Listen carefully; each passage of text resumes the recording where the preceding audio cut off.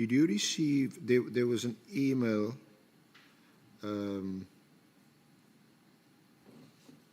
that was sent to your office by the then Minister's Chief of Staff, Mr. Gabinde,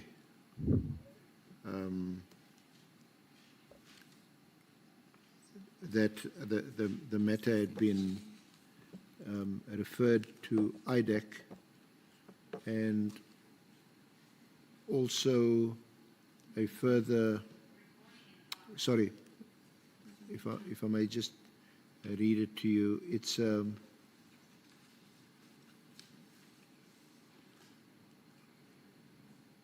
why does the public service always have the date right at the bottom?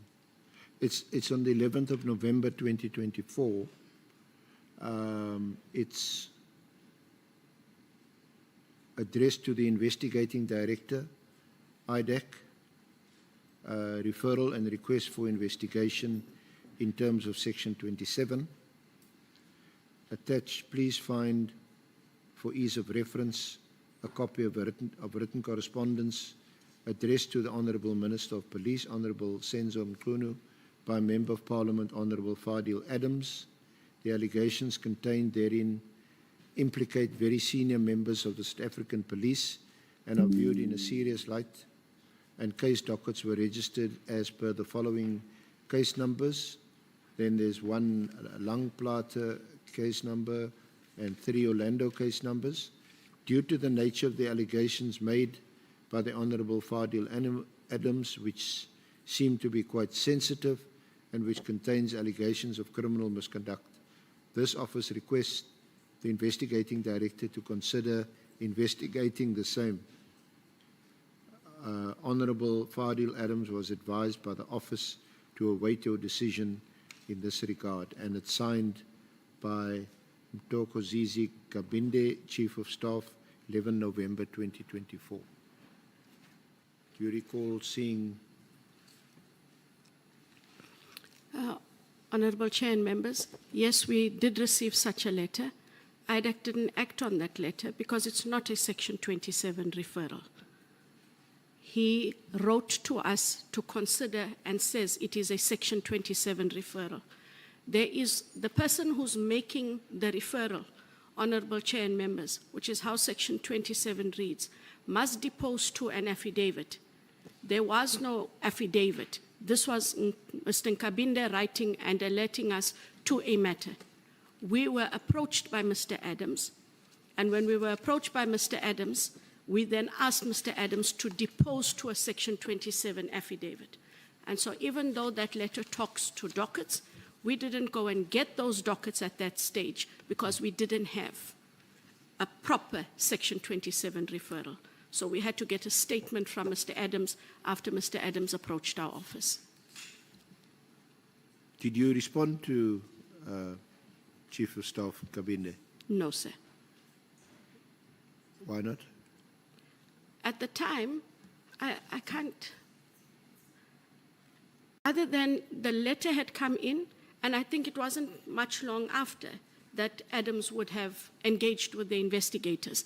But at the time, I received the letter, and that was it. I didn't act on the letter because there wasn't anything to act on. So, were you aware that the matter had also been referred to South African Police Services? Only insofar as Mr. Adams in his affidavit indicated his initial report to a police station somewhere in the Western Cape, and then his reporting of same to a police station in Gauteng. That is the only SAPS references that IDAC is aware of. So if I may just, Honourable Chair, refer to, we asked earlier for an adjournment just to put together a further exhibit bundle of documents. Do you have it there, Ms. Johnson? I have a document, Chair. At the top it says Annexure MK15 and a number 269 on the right-hand corner. And it is a set of documents. Can can you refer to the page with 283 at the top, and honourable members also, Chair.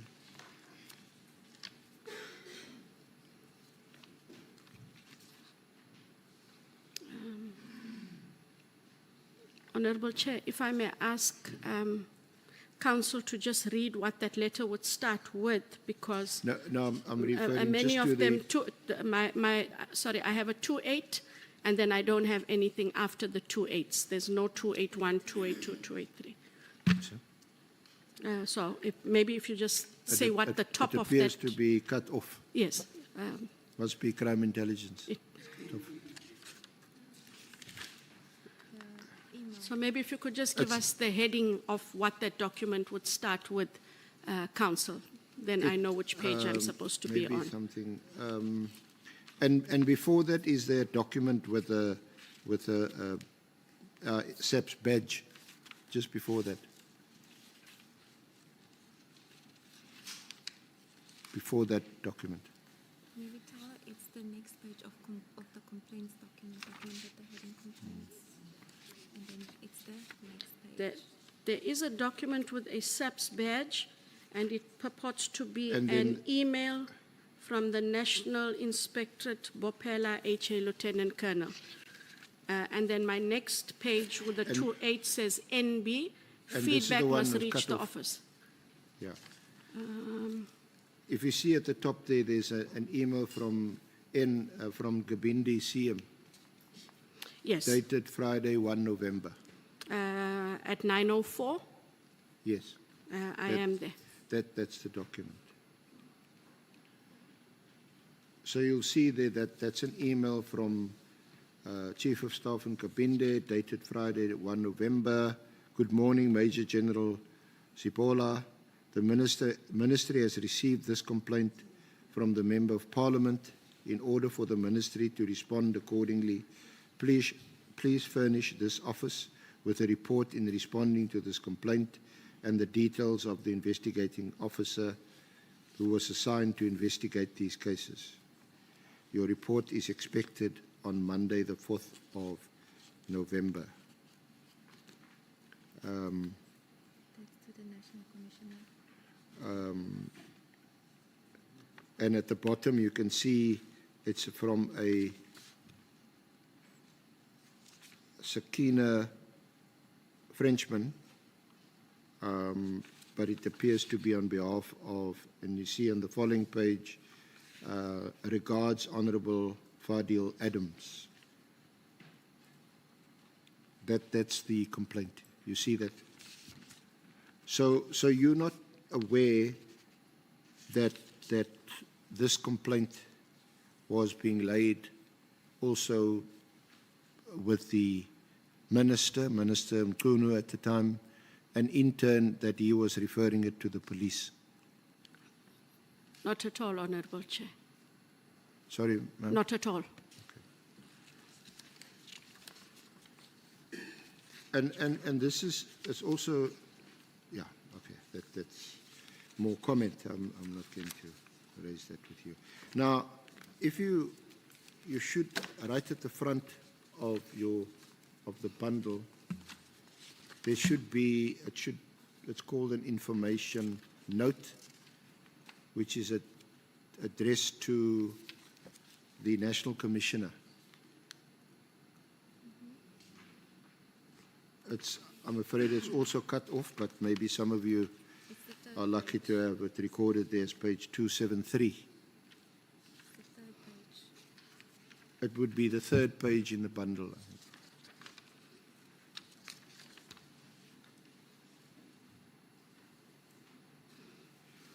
Would that be an information note? It's an information note addressed to the National Commissioner.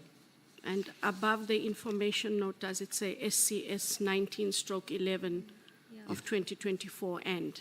Yes, Advocate. I am there, Chair. Yeah, thank you. And now it ends probably about 5-6 pages further on, and what should be page 280 and it's dated 30 July 2025, and it's signed by Lieutenant General Divisional Commissioner, Inspectorate P.A. Jacobs. You see that? Now, See that? this memo records the passage of this complaint by Honourable Adams, and how it gets to the National Commissioner, and eventually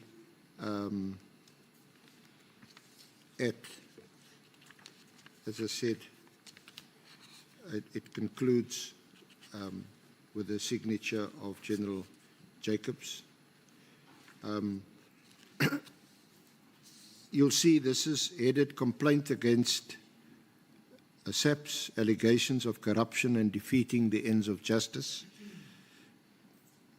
Complainant F. Adams. The purpose of the information note is to provide a response to the allegations that 1. The Division Inspectorate was complicit and irregular in the handling of a service complaint levelled by Mr. F. Adams, MP, and 2. To reflect on an averment that the Division Inspectorate irregularly handed 7 dockets to the Investigating Directorate Against Corruption, IDAC. So just to pause there, were those the dockets that would have been requested by the IDAC investigation team? The dockets that were requested are those dockets. They were, however, requested by myself as the ID on a letter to the Divisional Commissioner Detectives, Lieutenant General Sentumule, given that as the Divisional Commissioner Detectives, I automatically and ordinarily assumed that any dockets to be found, or if they were at head office, would have been with the detective component, hence my writing to the head of detectives. And when would that have been? Because you received the complaint also in early November, and you said that it landed on your desk for further investigation, authorization mid-December.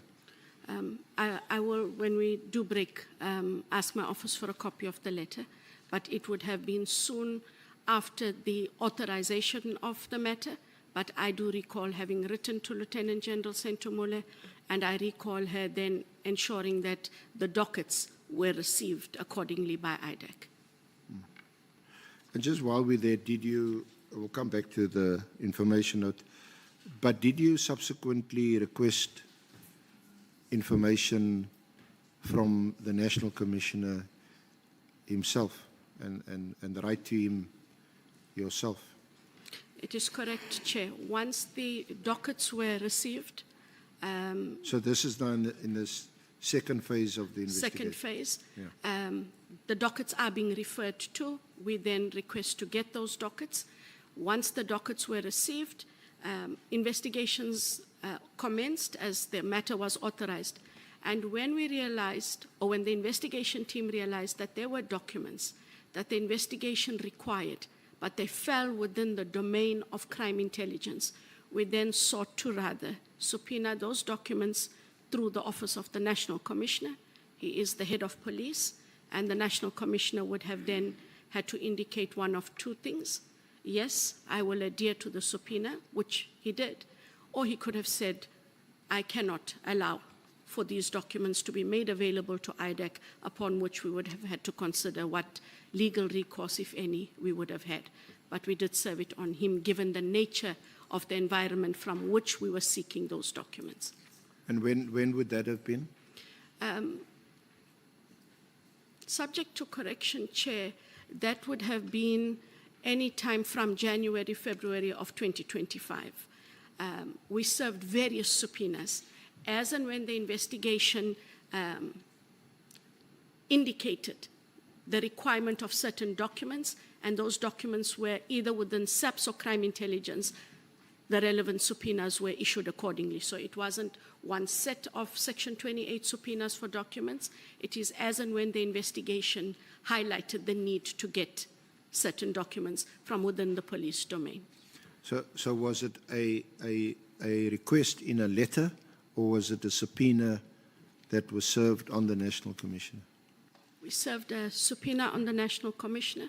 I personally called the National Commissioner to indicate that given the sensitive nature of these matters and given the environment within which we say the documents are, it is a safeguard for the police and ourselves. We are going to subpoena the documents, and it is on that basis that we proceeded. So where one would ordinarily have written a letter, given that we wanted these for court-directed purposes, and I said when we want for court-directed purposes, we issue a subpoena.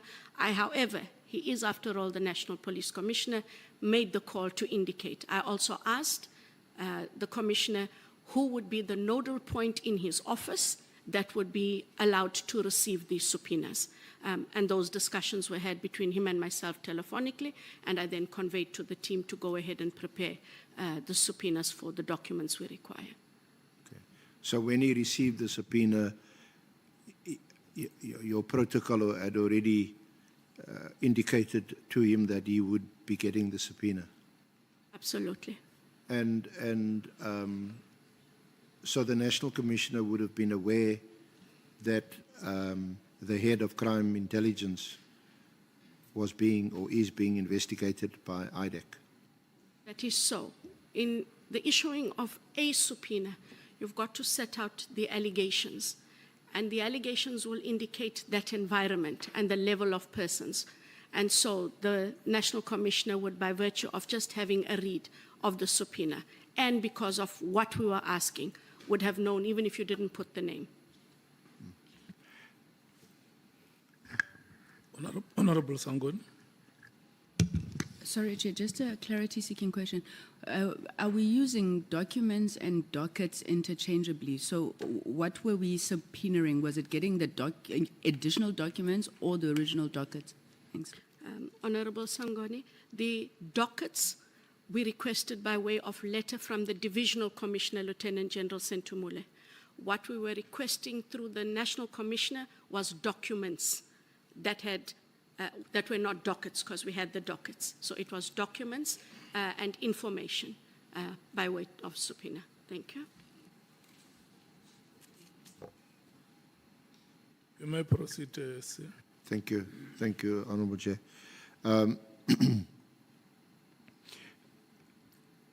since this was sensitive information, documents that you were seeking from the National Commissioner, how were they obtained? How were they received?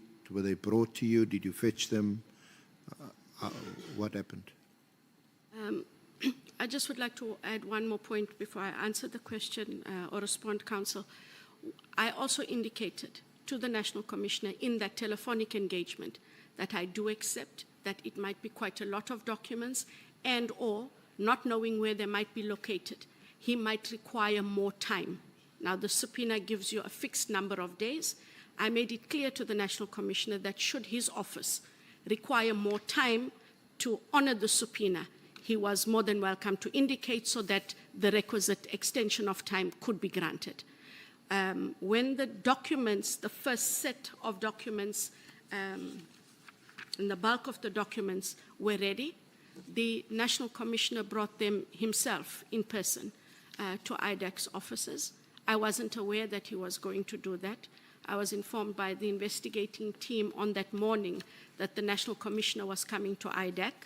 I, in fact, said, but I wasn't aware that National Commissioner is coming because there is protocol in how we receive persons of certain standing. I then informed my office that he was going to arrive. He brought the documents. So when I say he brought the documents were in boxes. He was accompanied by certain officials.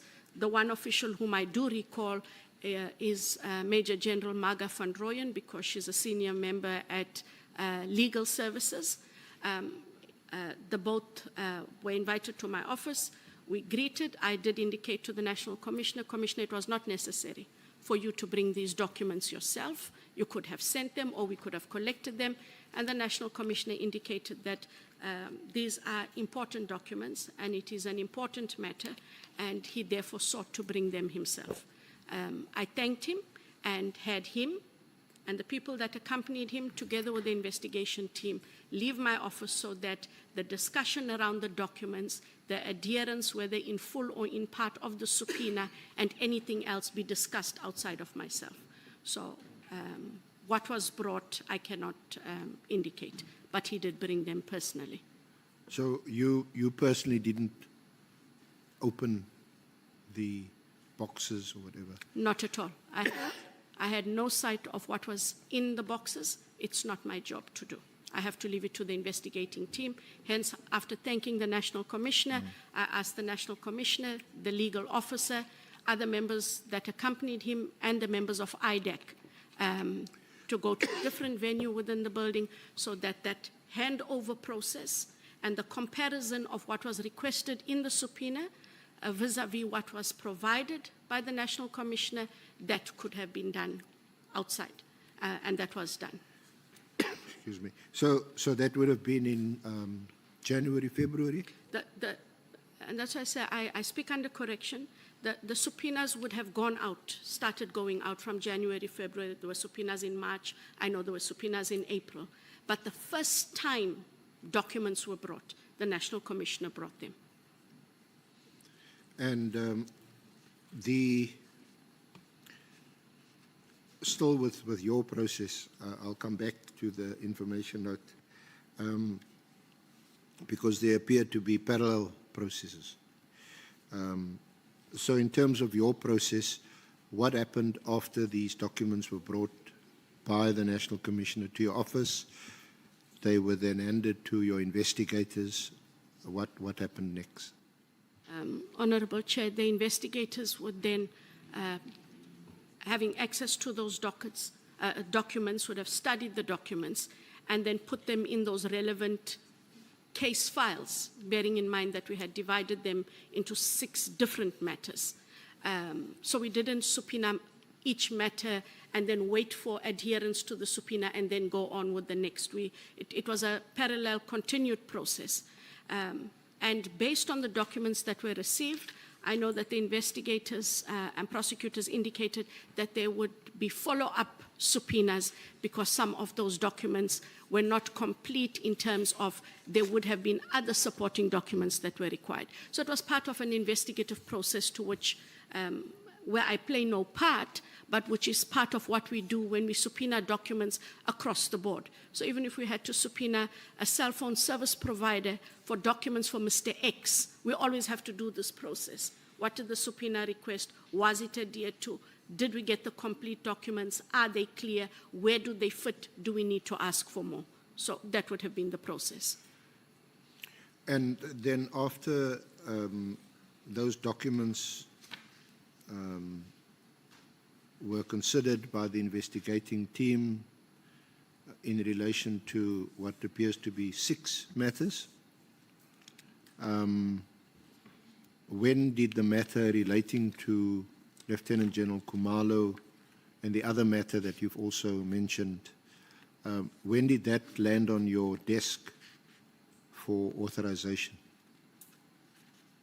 The matters were already authorized. So the investigations were already authorized in December. Well, maybe I'm referring to the prosecution and then the decision. The prosecution engagements, Honourable Chair, commenced from May.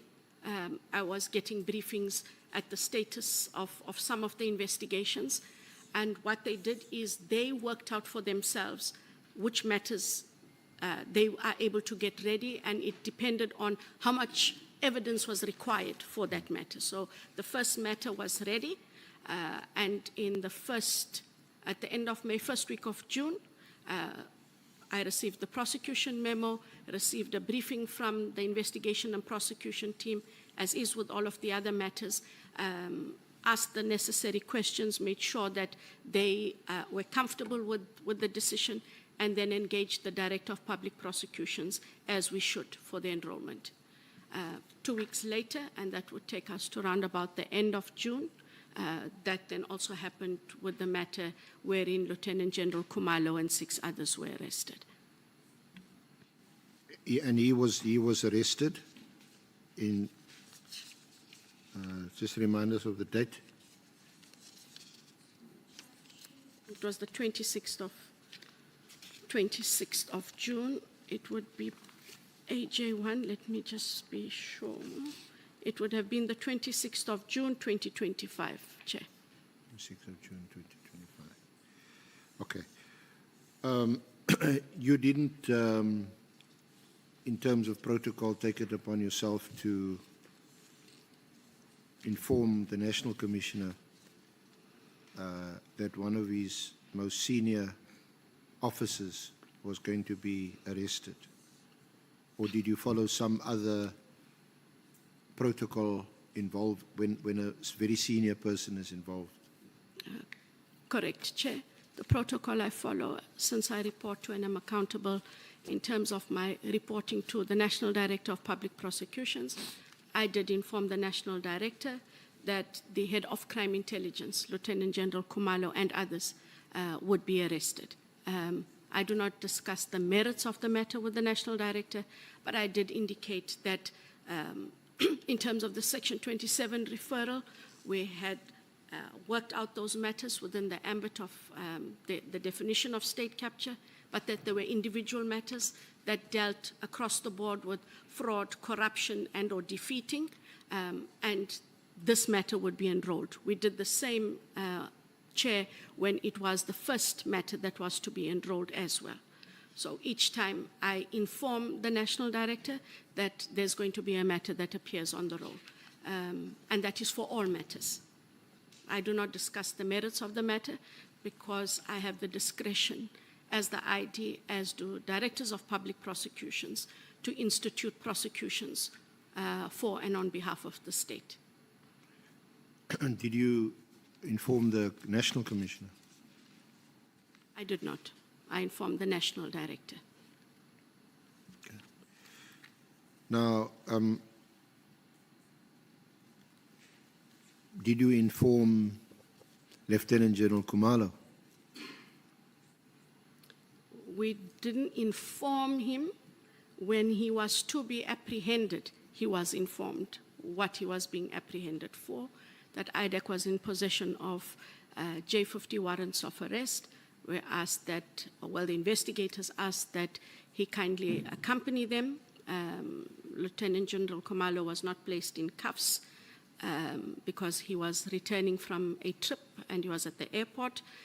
It's a public place. One didn't seek to embarrass him. One merely sought to secure his attendance. And in fact, we did that for all of the other accused. They were called and told to please hand themselves over at the Brooklyn police station. These were senior members of the police who had been in their office. If we thought there was a risk that they could flee, one would have acted differently. But at the time, we didn't have a reasonable belief that that would happen. So when he was approached, there was no obstruction from himself. He got into the vehicle with the 2 IDEC investigators, and at all relevant times of that trip, even till it ended at the Brooklyn police station, his entire security entourage followed and knew where he was at all times. We did afford him that respect. We wanted to secure his attendance in court. That was the bottom line. One could have executed the warrant. We had a valid warrant. That was not the purpose of the exercise. The exercise was a method of securing his attendance together with the co-accused, and we treated all of them the same. So we didn't execute warrants on some and not on others. We called and asked them to hand themselves over. So it sounds to me that unless you knew that, firstly, this is Lieutenant General Khumalo at the airport, secondly, that he was being accompanied by other police officers and it appears to be some kind of an arrest, it wouldn't have been evident that he was being apprehended, arrested. There were no handcuffs, nothing like that. Not at all. And I do recall that Lieutenant General Mkhwanazi indicated there was a dramatic arrest. There was no dramatic arrest. There were just two IDAC investigators. They approached him, spoke to him, and he went to the car. Even at the time of the conversations, his security detail was right there. So he never placed us in any danger. We didn't place him in any danger. We really secured the attendance of an accused in court. A bit different from your Scorpions experience. Honorable Chair, if one takes note of how IDAC has been operating, you will find that there hasn't been media coverage unless there was some rogue journalist who hid behind a bush that I'm not aware of, but we do not do media-style arrests. We apprehend our accused. They appear in court. Of course, once accused persons appear in court, everyone would know about it.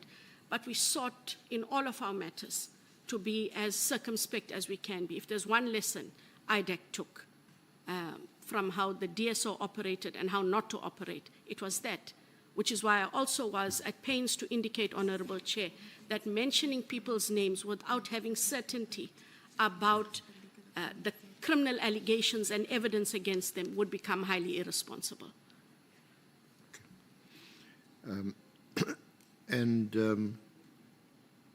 Subsequently, Lieutenant General Khumalo appeared in court.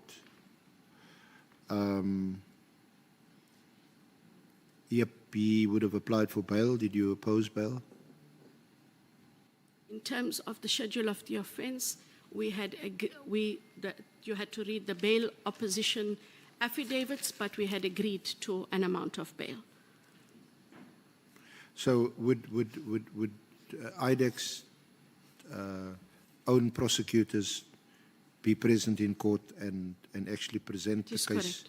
to the magistrate? That is correct. And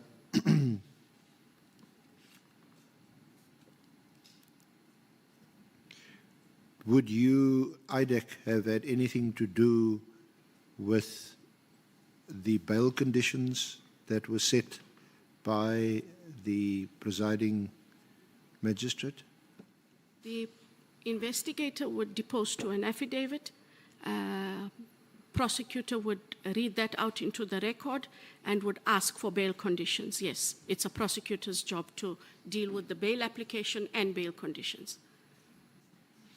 Now, you must please correct me if I've got it wrong, but the complaint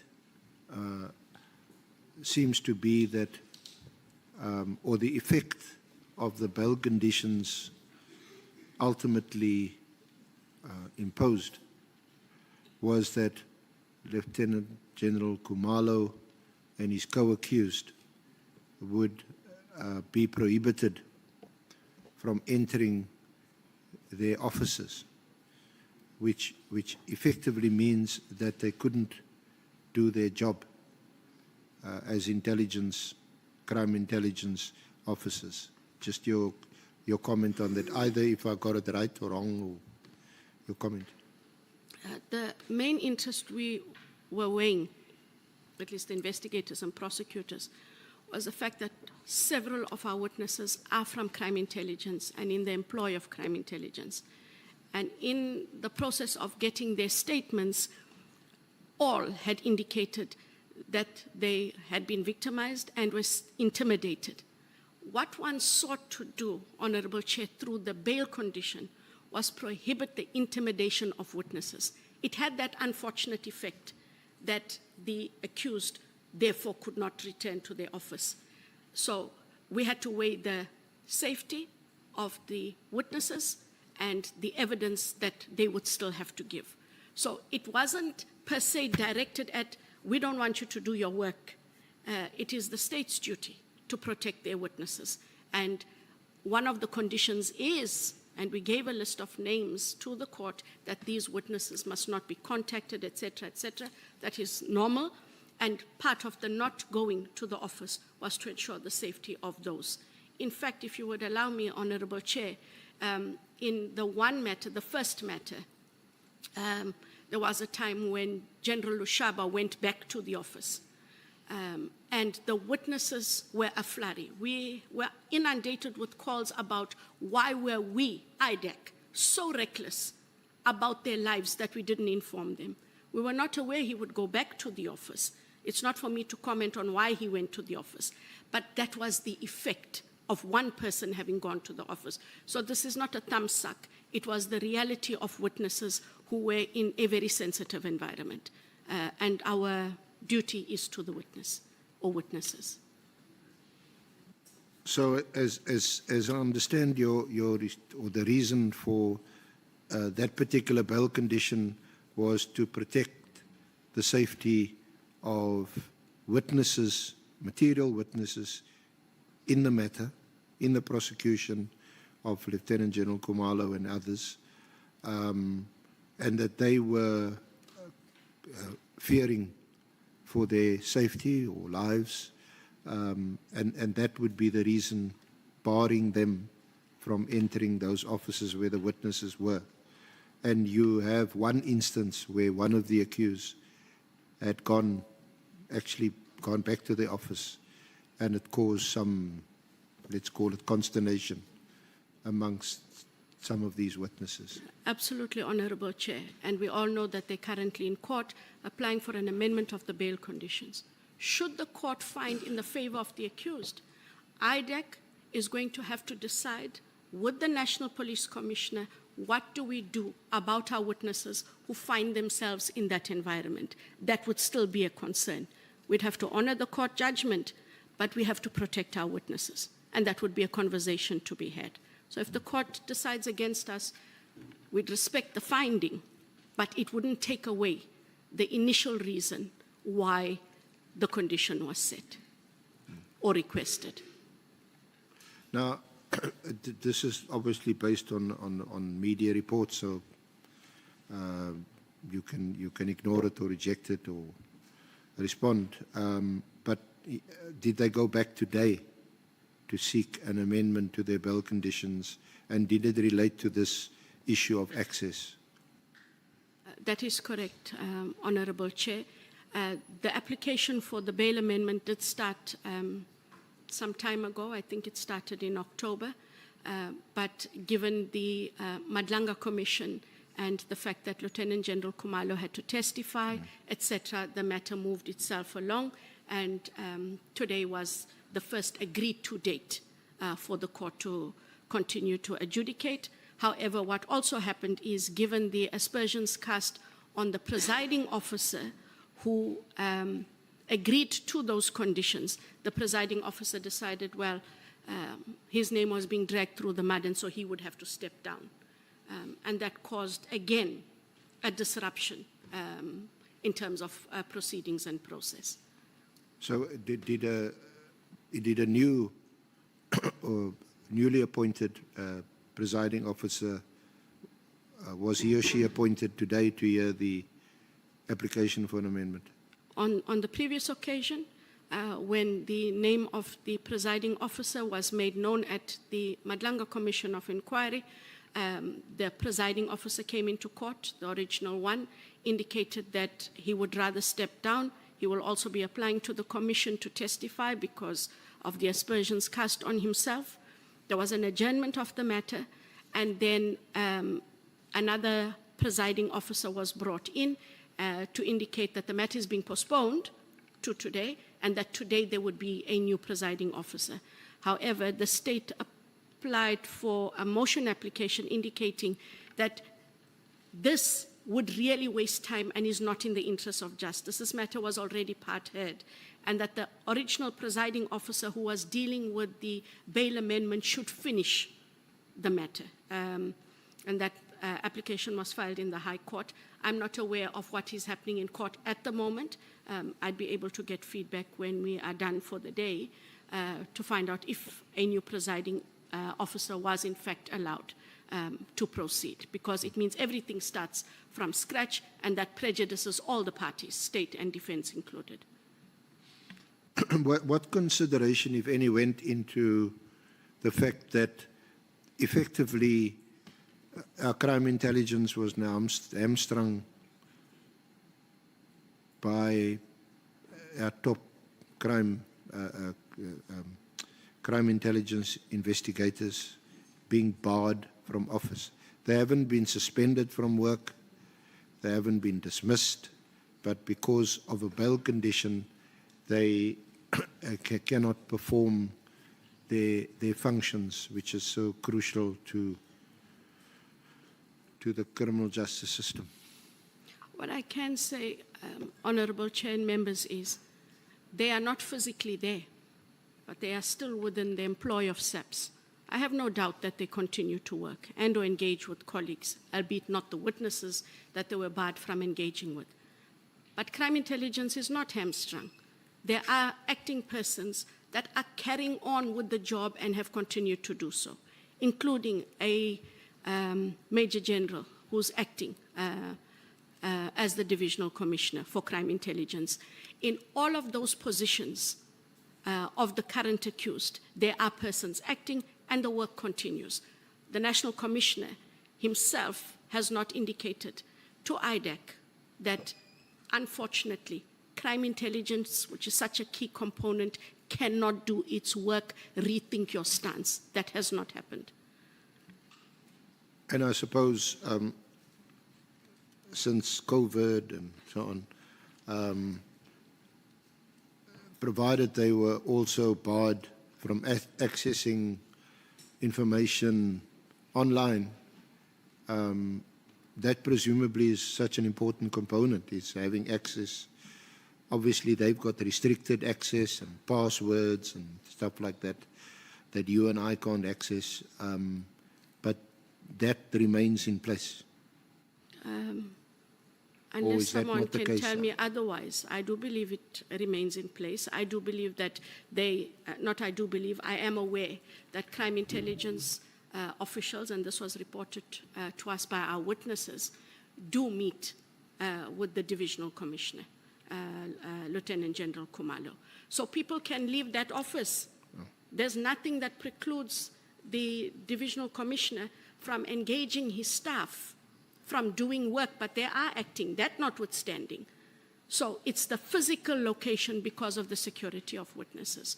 So I think it would be rather disingenuous, Chair, to say that nothing happens at CI or that they are not having any insight and input into what is going on in crime intelligence currently. So there's still physical meetings outside of the office where the witnesses or potential material witnesses are? Yes, our witnesses have indicated that there are officials from crime intelligence, that head office, where Lieutenant General Khumalo and the co-accused have been barred from entering. Members leave that office and meet them elsewhere. They get feedback. They have engagements. And these would almost invariably are some of those who are acting. So nothing is lost. Of course, I wouldn't want to be barred from my office.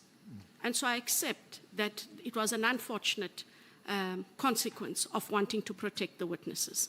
But that was the only reason for asking that they do not report physically to that actual head office. Thank you. Now, the criticism, I think we've read it out to you earlier from Lieutenant General Mkhwanazi, was that why would you want to turn this into a big case, corruption case, when it's simply about the appointment of a person within SEPS?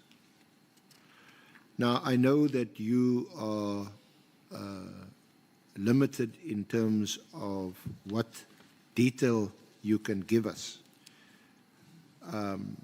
But can you give us some high-level indicators, factors that arise from the investigation into this case and which satisfied you? Obviously, it must have satisfied you that there are reasonable prospects of a successful prosecution for corruption and fraud in this matter.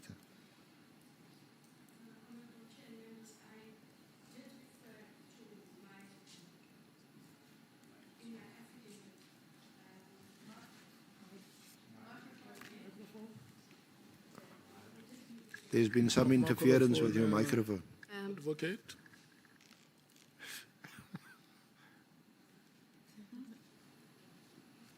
Yeah, no, we just wanted to bring it to, I think that your mic was off.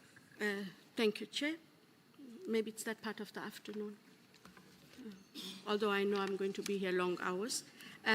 So when we get to the affidavit, Honourable Chair and members, we have discussed from page 13, paragraph 33, about the allegations against Lieutenant General Khumalo and his co-accused, why we thought in paragraph 37 that looking at the cumulative effect of the Section 27 referrals from Mr. Adams, that they amounted to state capture, and then delved into the individual matter.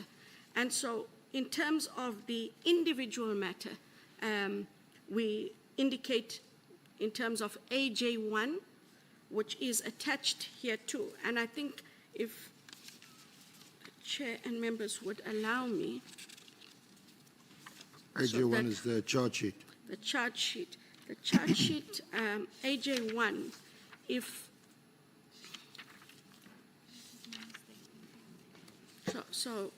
charge sheets like a lot of English, but if one goes to, at the bottom of the page, it says page 7, the top of the page is paragraph 12. But if one goes through page 7, page 8, up to the top of page 9, which stops at 12.15, which is why I chose to attach the charge sheet, sets out in essence. Sorry, Chair. Advocate Johnson, just, well, for me too, and for the honourable members, there is AJ1 starts with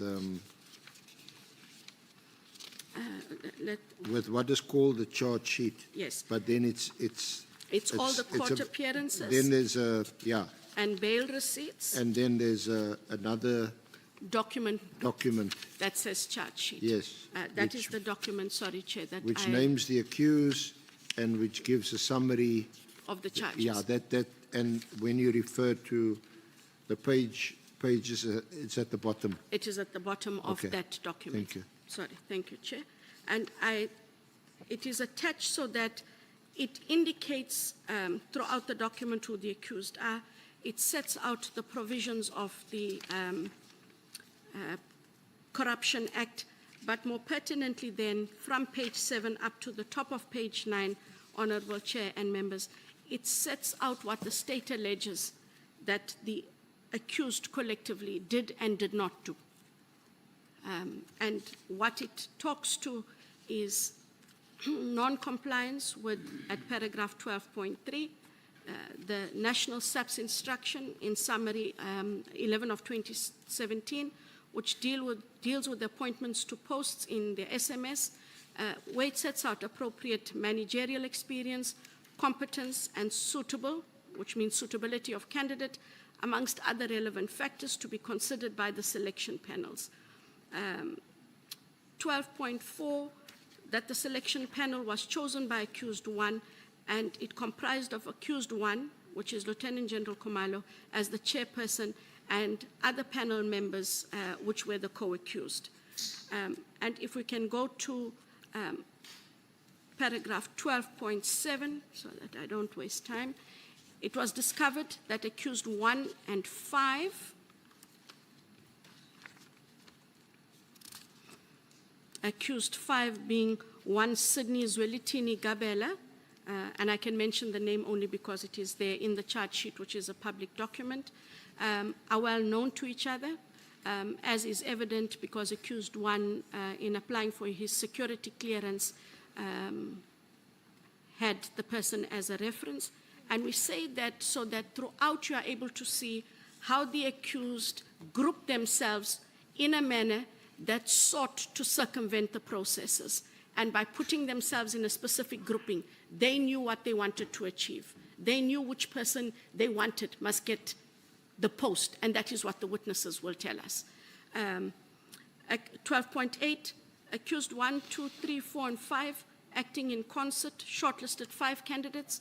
2 who were from within TSS, which is the crime intelligence environment, 3 from outside SAPS. And then they seek to do a few things, and I'll only mention 1 or 2, but accused 1, 2, 3, 4, and 5 made misrepresentations about some of the candidates' knowledge, skill, and experience, and misrepresented in their report for the recommendations that all 5 candidates meet the requirements of the post. In fact, at 12:12, accused 7 submitted false and misleading information in her application and curriculum vitae. And 12:13, misrepresentations were also made by the accused with regards to the vetting application by accused number 7, resulting in her getting a security clearance she was not qualified to get. And at 12:14, accused 1 to 6 abused the authority vested in them by willfully disregarding and not complying with the SAPS National Instruction 10 of 2017, and in concert awarded a gratification as per the definition of gratification in the Corruption Act, which talks to a form of employment, to accused 7 in the form of employment without just and reasonable cause at the expense of other duly qualified, experienced, and skilled senior officers of SAPS. So when the panel was put together... And just for the record, this is a public document, and obviously Lieutenant General Khumalo and all the other accused, they're in possession of this document. They know exactly what That is correct. the charges and the basis for the charges are. That is correct, and that's the only reason I am able to read what I read into the record. And to then perhaps surmise that that is the gist of it, is they group themselves in a way to achieve a particular agenda, which agenda was to gratify Brigadier Mokwele with the post she was neither qualified nor had the requisite experience for, because she needed to be placed in a strategic position. And in placing her in that strategic position, it then indebted her to the accused for whatever they required in the future. And that comes in the other cases in terms of the other investigations that we are continuing to investigate. What role would that person play if appointed? So that Within person crime would be intelligence? the head of the technical services. And the technical services is quite an important program for crime intelligence. It is where all covert work is done, where instructions for interception and monitoring goes through, where the procurement of devices, listening devices, interception devices are procured. The big procurement items happen here. And so you would need someone here who is not going to question you for that which you want to do. And it wasn't so previously in terms of, well, let me backtrack. Not to the knowledge of IDEC was someone previously in this position that was able to be compliant with what any divisional commissioner would have wanted. In all of the investigations, Honorable Chair, TSS has not been the subject of any criminal investigations done either in my time at the DSO, my broader time with the NPA, or even at IDEC till this matter. They really remained a very closed, covert technical environment. Yeah. Now, let's get back to the information note now that we have that background and context which resulted in the arrest of Lieutenant General Khumalo and his co-accused and their appearance in court. From the information note, you'll see that there were allegations that arose from the complaint by Mr. Adams, a Member of Parliament. But then there's also a complaint about the averment that the Division Inspectorate irregularly handed over 7 dockets to the Investigating Directorate, IDEC. Were you aware that there was such a complaint? No, Chair. What had happened is when we received the referral, we needed to find the dockets. Hence, I indicated I wrote to Divisional Commissioner Lieutenant General Sentumule. We also informed her that we had heard, but had no confirmation that these dockets were with the inspectorate. In fact, General Sentumule indicated, but why would they be there? And I said, General, I don't have answers. Kindly indicate whether or not we can access those dockets or get those dockets. General Sentumule did respond, and the dockets were handed over from the inspectorate. They were handed over to IDAC. And if you look at the document, Honorable Chair, that Council referred me to, I mean the document Council referred me to had a report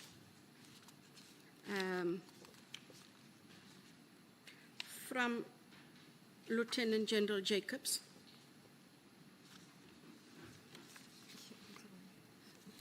If I could just find my place. You're looking for the end of the first information note.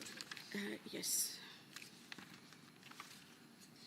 Yeah, you're looking for the conclusion The conclusion. that And is signed off at it's about 5-6 pages.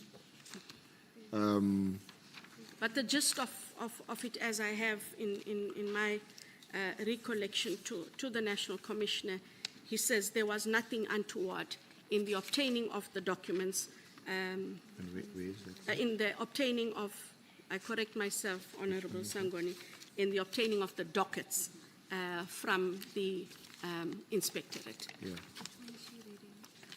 I just want to find That, it. that, I that's the remember I marked it. conclusion. Yeah. That is his, and that is the person who had those dockets.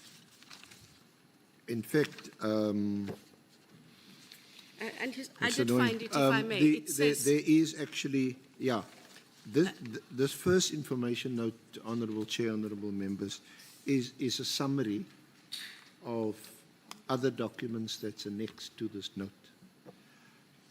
And if you, there's a document, it's in my bundle, it's marked page 289, Annexure 3. So it's about 10, 11, 12 pages from the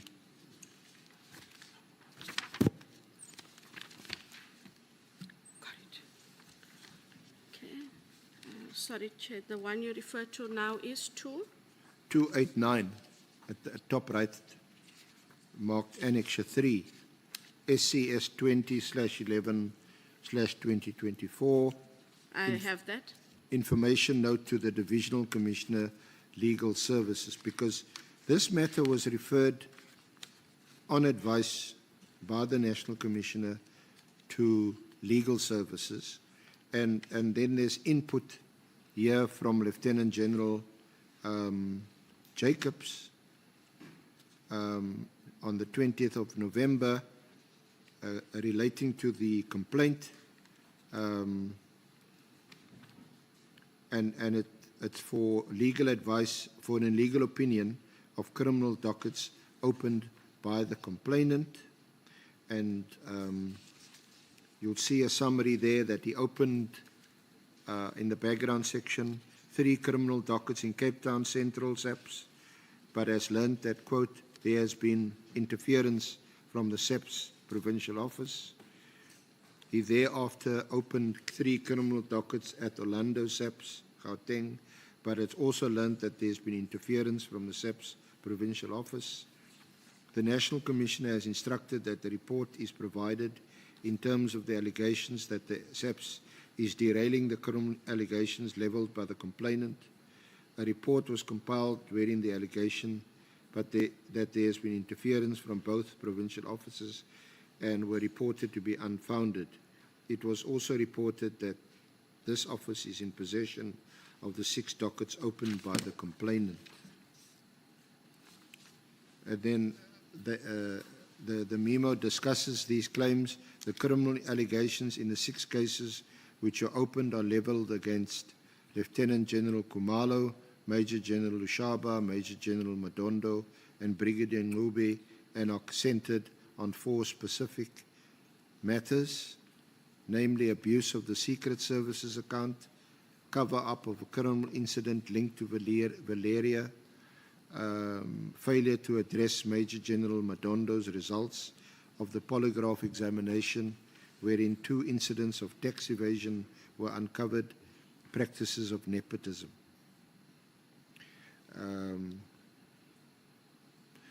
Then paragraph 3.3, as part of the protocols to address service complaints, an affidavit is obtained from the complainant. Colonel Philip of this office was tasked to obtain the affidavit. However, after numerous attempts, it seems as if the complainant is evading the request. That's now a reference to Mr. Adams. Honourable Member Adams. Then there's a recommendation, and a recommendation due to the sensitive nature of the allegations, which has been widely announced by the complainant. It is imperative that before any criminal investigation is launched, your office peruse the affidavits to provide a legal opinion on whether the elements of a crime exist and advise on the way forward. So that was on the 20th of November 2011. Then if we come back to the information note at the front,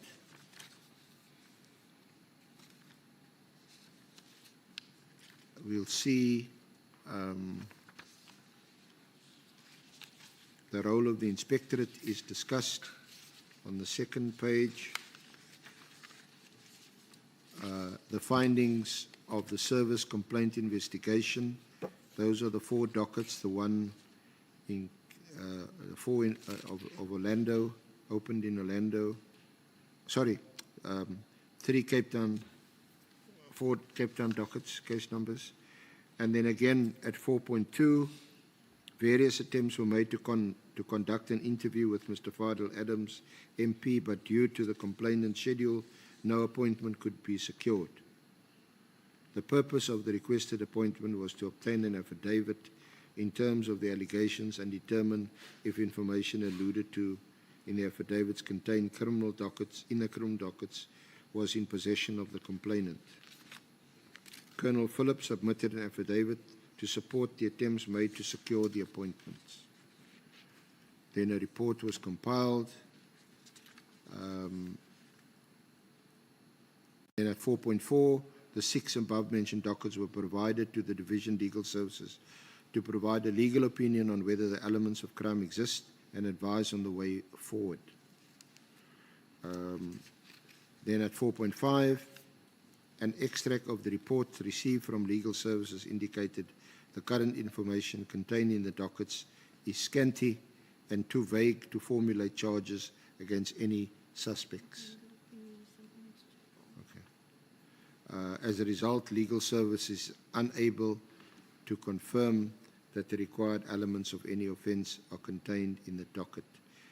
Then in Annexure 4, which is also at page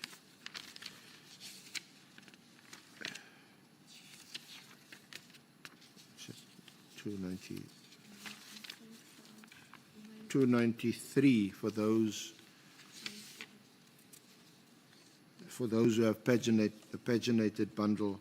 It's 293 Annexure 4. Have you got it there? I do, Chair. And this legal opinion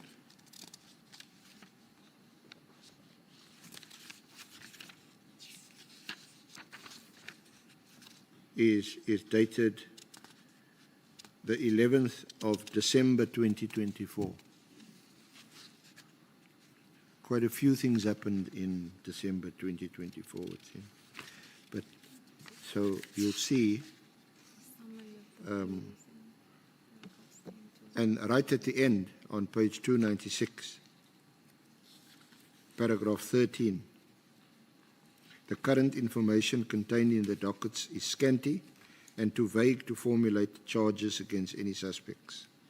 As a result, Legal Services is unable to confirm that the required elements of any offence are contained in the dockets.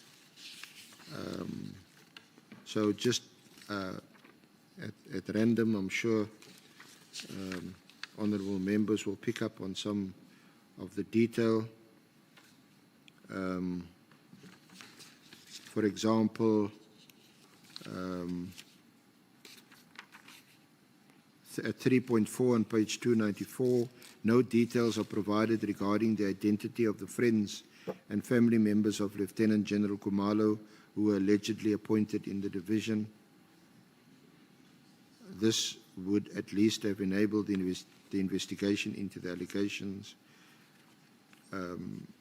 Neither the particulars or statements of senior members of the service who were allegedly instructed to ensure that Valeria case number so-and-so is not investigated, nor the statement of a sex worker are filed in these dockets. In Cape Town case number 1651 and Valeria case 403, the complainant alleges that Major General Madondo failed a polygraph examination in July 2024, whereafter the head of vetting, Brigadier Ngube, was tasked to ensure that the matter would not be addressed or investigated. The complainant does not reveal the identity of the person who allegedly tasked Brigadier Ngube not to invest the failed polygraph. And so it goes on and results then in the conclusion that is reached. And if we then go back to the front to the information note,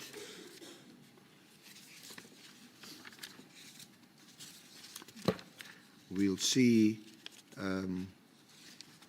that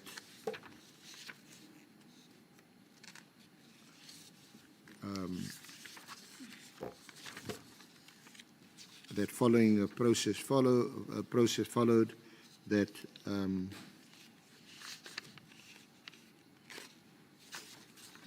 the matter shouldn't go any further.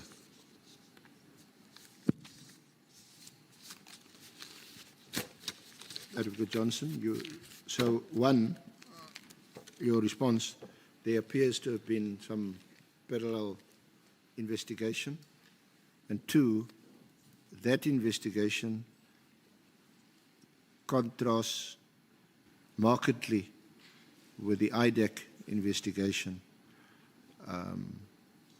and it records that there seems to be no basis to proceed any further into the allegations of the Honourable Mr. Adams. I suppose an immediate concern would be that they also failed to secure him for an interview, and the opinion seems to be based squarely on what was contained in the dockets, and they say the information was scanty and so on. So, Chair, the IDAC was not aware of these processes that I alluded to in the entire MK15 and all of its annexures and attachments.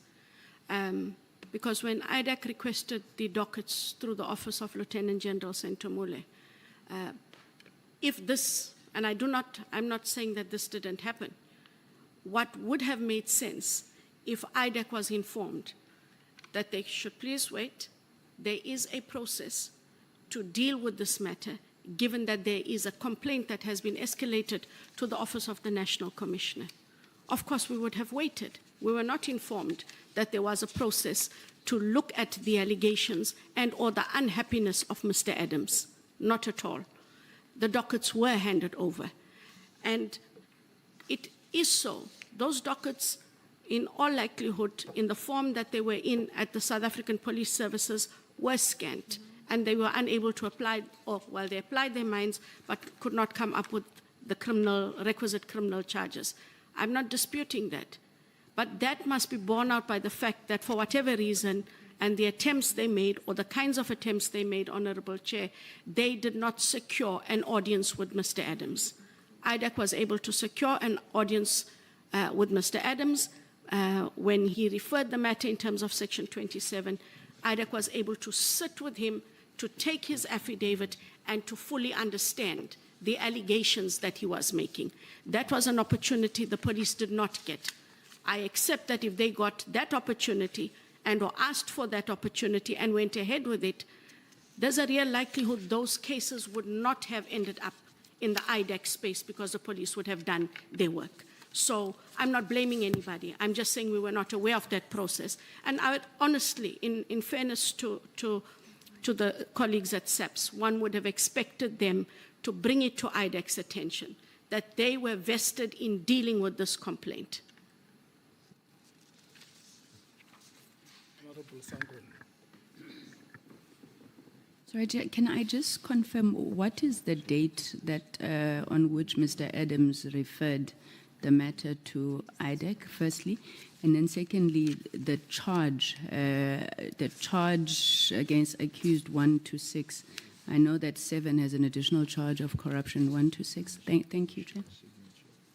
Yeah, but it shows. Sorry, Chair, if I may just ask for clarity, Honorable Sangoni, you are asking in terms of the referral made by Adams, what were the allegations he made against those accused? No, the date on which he made the referral. Thanks. I speak under correction, and when we get a break, I'll get the exact date, but it would have been between the 11th and the 20th of November.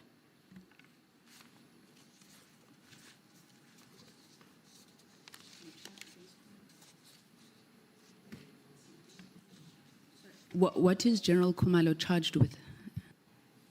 In the charge sheet which is attached, General Khumalo is charged with corruption for the gratification of the employment position, and then there are fraud charges as well that are preferred against the general and the accused.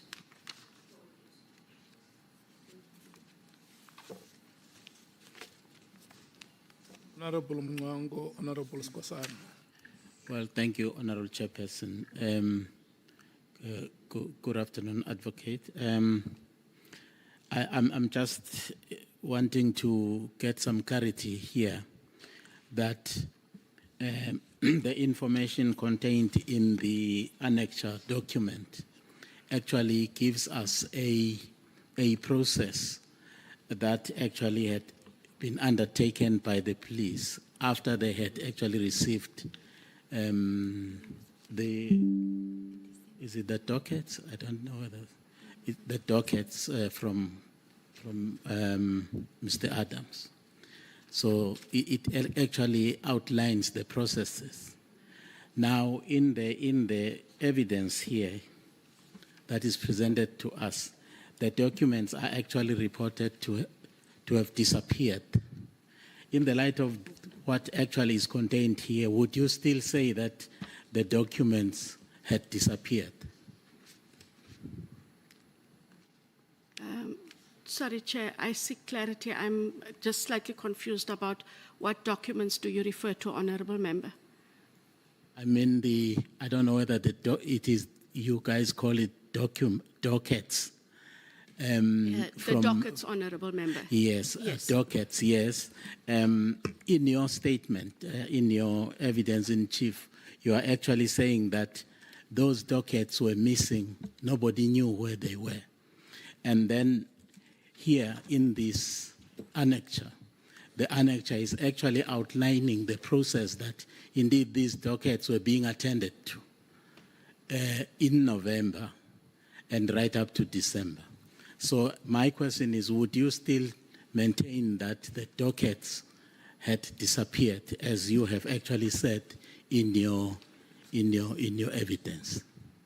Thank you, Honourable Member. What is in my affidavit is what is reported to us by Mr. Adams, that he had opened cases in the Western Cape, those dockets disappeared. I use the words that the person used, that he opened dockets in Gauteng and they disappeared. What I did say in an earlier response just now was IDAC was not aware of the process that was followed as per MK15. So how these got there, we are not aware. But what we did become aware of is when he came to Gauteng, we asked the Divisional Commissioner Detectives that we would like to know if these dockets are there and can we have access to those dockets. Given that they were then, as I now know, were busy with these, of course they had those dockets. But we didn't know where those dockets were, and the witness, Mr. Adams, the complainant, sorry, indicated that the dockets were missing. When those dockets were handed to us, we were handed dockets with Valeria CARES numbers and one Nhlanhla CARES number, and those were the dockets that we then had. But those were the dockets that they had and gave to us. We didn't know that they had them till we wrote and asked for them, but that is what he said, Honourable Member, that the dockets were missing. Through you, Chair, should we actually believe that the dockets were missing or had disappeared? Should we actually be still saying that the dockets had disappeared? Honourable Member, I give it from the context of what was referred to us and what the complainant indicated. When we had the dockets, we can no longer say the dockets are not there. Those are the dockets that we were given by the head of detectives. So in his initial report, he said the dockets are missing. So when we were given the later information, we were able to ask for. So no, we can't say the dockets are still missing. We now have the dockets because the head of detectives provided us with those dockets. Thank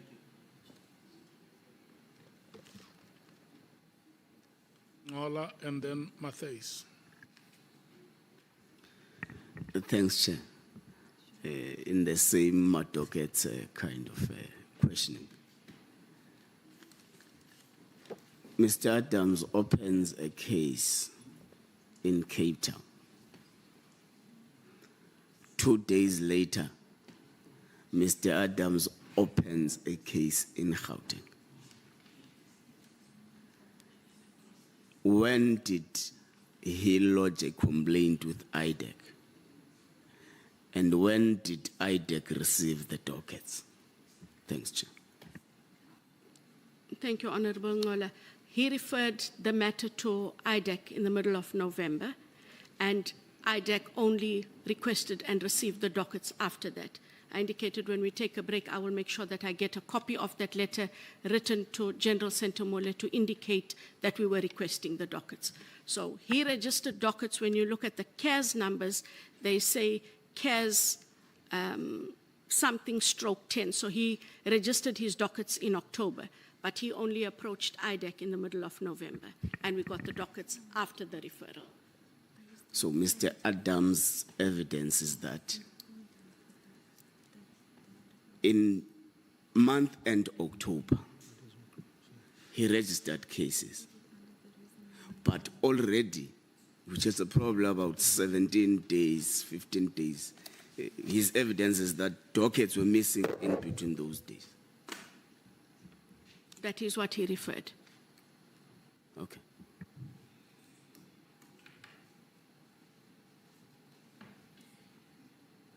Honourable Matthys. Thank you, Chair. Advocate, it's a bit bizarre that you don't have the exact dates even in your affidavit, or in your statement rather, but we have here the 29th of October was when Honourable Adams opened the case in Western Cape. Then it's the 31st of October when he travelled to Gauteng. Then on the 1st, he writes to the minister, and then you get a letter on the 11th of November. So it's all in a space of 14 days. Does that make sense to you? So 14 days that it landed up with you to intervene. Honourable Chair and Member, I understand what you're saying. On the face of it, it looks as though things were rushed. We cannot determine the sequence that he chose to follow. But when he did come to IDEC to refer the matter, we dealt with the matter at the time. Okay. I accept that it doesn't look kosher, but that is what he did. I cannot comment on why he followed the timeline that he did. And that is why I go back to, if the police had indicated they were running a process as per MK15, we would have stood back and allowed that process to run. It was not in our interest to be running with the matter while they ran with the matter. So the question wasn't talking so much about the process of Adams, of Honorable Adams. It's about that when you finally got hold of it, that this happened so quickly. So that just didn't raise any awareness that within 14 days you have something, and the fact that he said dockets are missing and they actually weren't missing. I take the point, Honorable Mates. I can't differ from your answer, except we received a complaint, we acted on the complaint in the time that we acted on the complaint.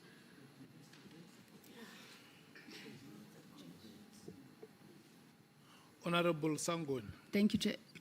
Sorry, Advocate Johnson, would the affidavit that Mr.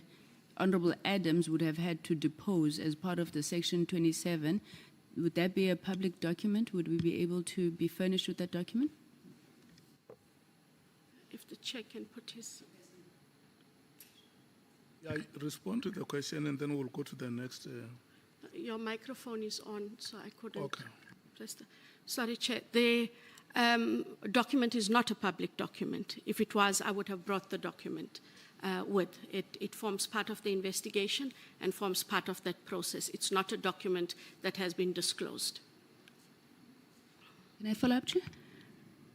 So this matter is in court.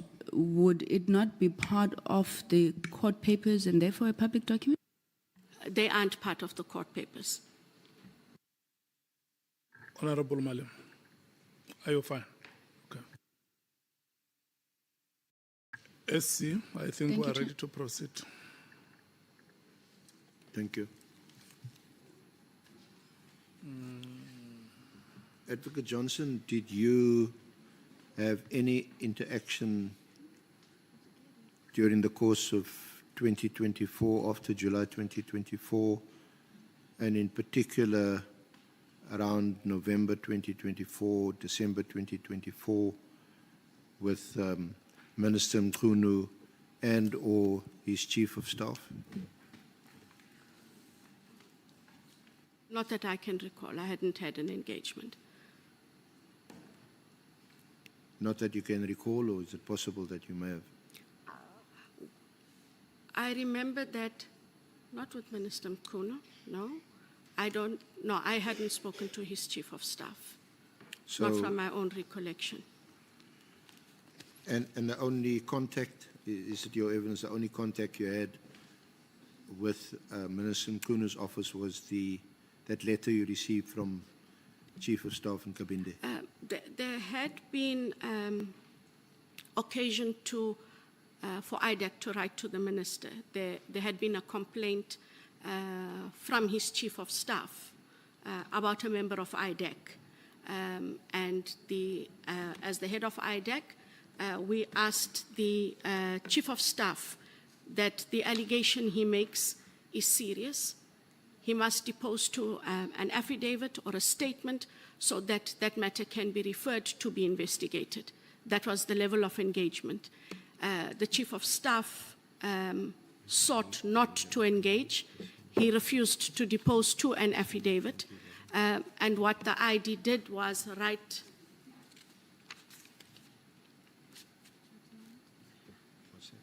a letter to the Minister of Police, Minister Mkhwanazi, indicating its displeasure that the Chief of Staff raises an issue with one of its investigators directly with the ID, refuses to make a statement. It is an issue of integrity of the investigator and of IDEC, and that can this matter please be dealt with, and can he kindly implore on the Chief of Staff who made these allegations to please depose to an affidavit. The minister never replied to me, and to date, the Chief of Staff also did not depose to a statement where he made allegations against one of the investigators at IDEC. That would have been the most engagement I had with them. Did you have any interaction with Lieutenant General Mkhwanazi during that period? November, December? No, yeah, in 2024, and especially towards the end of the year, November, December. No. I'm sure that after the referral by Mr. Adams, my investigators over the course of the investigations, did engage with Lieutenant General Mkhwanazi. I did not. The only time I did engage was then now in 2025 when the General himself had called me about assisting with something. And the last conversation with him was on the 2nd of July, 2025. The 7th of July. Was on the 2nd to The 2nd. July, 2025. And what was that about? Lieutenant General Mkhwanazi had called. He indicated that there is someone he knows at Correctional Services in KZN, and can I kindly engage with the person? There is something that they want to report or raise. He says, I don't know the details. I indicated, General, kindly send us the contact details so that IDEC can engage. Lieutenant General Mkhwanazi on a WhatsApp sent the contact details of the person that he was requesting we make contact, IDEC make contact with. I said, not a problem, General, we will deal with it. He said, thank you, sent me a picture with the police salute, and that was it. I didn't, nor did my office, in terms of the investigators. We didn't get an opportunity to engage because once the media expose of the 6th of July, I paused to wonder why we were asked to make contact with this person. And I've subsequently learned that that person is in fact subject to investigations for corruption. So at the time, I didn't know who it was. After the 6th July expose, I sought to look and find out who this person is that we were being asked to contact, given the allegations made by General Mkhwanazi about IDEC and the ID. So just explain to us what is the connection between this person that Lieutenant General Mkhwanazi wants you to make contact with and his involvement in a corruption case? Is it a case that you were investigating as IDEC or a case that the police was investigating? Honorable Chair, I had no idea who the person was. General only indicated that this person had an issue that he wanted to discuss or escalate. He said, I'm not sure of what the issue is. I asked him to send me the contact details. We didn't speak to the person, but after the 6th July expose, I sought to look at who is this person we were supposed to contact, and it turns out that this is a person implicated in corruption. But what case of corruption? So this is a person that is implicated in the in allegations of corruption with Bosasa in his time as the Correctional Services Commissioner for KwaZulu-Natal. That is the allegation. The Zondo Bosasa or some The other Zondo Bosasa? Bosasa, yes. And he wanted you to contact that person? Yes, but what he wanted, I don't know that he knew, I want to be honest. I really don't know if he knew what the person was going to say. I don't know if he knew what the person is involved in. I cannot make that kind of deduction. But after the 6th July media expose, I sought to step back because I couldn't understand why he would have talked to me on the 2nd of July, yet went ahead and made the allegations he made as he did on the 6th of July. I sought to step back from that matter. So I don't think it's rocket science to deduce that you must have been quite shocked when you heard his allegations on the 6th of July, having had contact with Lieutenant General Mkhwanazi on the 2nd of July, actually asking you to do something. That is correct, Chair. Now, just going back to the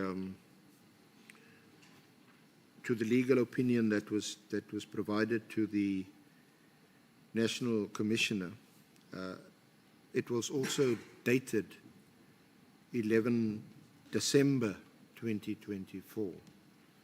And it's clear from here that they say obviously Honourable Adams' allegations are scanty and so on, but they do say it requires to be properly investigated and prosecuted. However, it also requires that resources should not be wasted and suspects should not be subjected to persecution based on unsubstantiated allegations.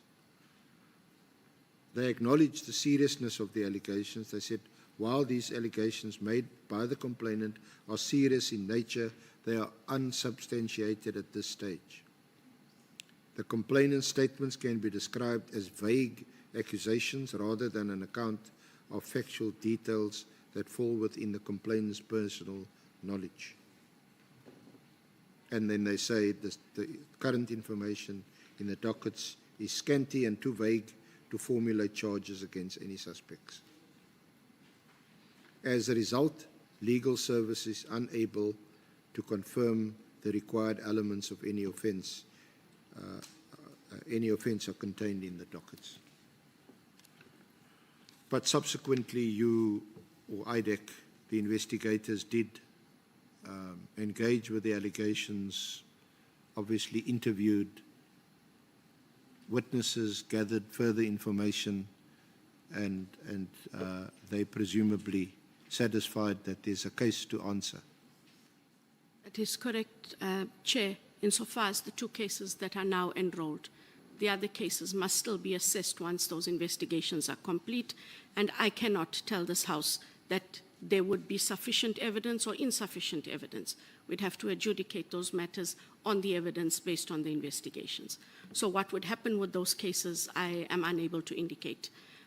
Unlike with the first two, we were able to finish those investigations because they were much easier in terms of the allegations. The other allegations are a bit more in-depth and need a lot more investigation than what was in the two initially enrolled cases. Now, a standard question in our inquiry. Do you know Kat Nhlanhla? Do you know Brown Mkhwanazi? Have you got their names or numbers on your mobile telephone? No, I don't know any of them and got to know of them from what is in the media reports. And of course now through the Nhlanhla Commission, one gets to know about the allegations of their criminality. Kat Nhlanhla, we got to know based on the fact that, well, we got to know of him, to be correct, based on the referral on the 16th of February 2025 from the Risk Audit Committee of the South African Police, but only insofar as relates to the 360 million rand tender, nothing else. So I cannot comment on their criminality, either one of them, or anyone else that is allegedly the Big Five cartel. And another cat, but this one with a K, Molefe. No, Chair. What I know is what is at the Commission and or what General Mkhwanazi said on the 6th of July or what he testified to.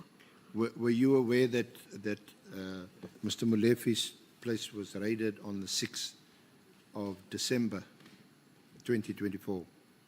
No.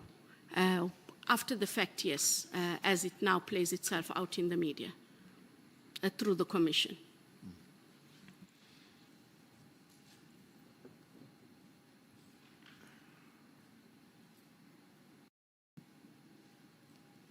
Because the narrative is that what triggered this whole train of events is Molefe's, the raid, his arrest on the 6th of December in Gauteng. PKTT is also involved in that operation. And then you have the directive of the 31st of December 2024 issued by the Minister. And then there is of course, terminating PKTT immediately, and there's an issue about that. But there's the dockets are then sought very early in January by General Sabia, and there's a whole trail of events.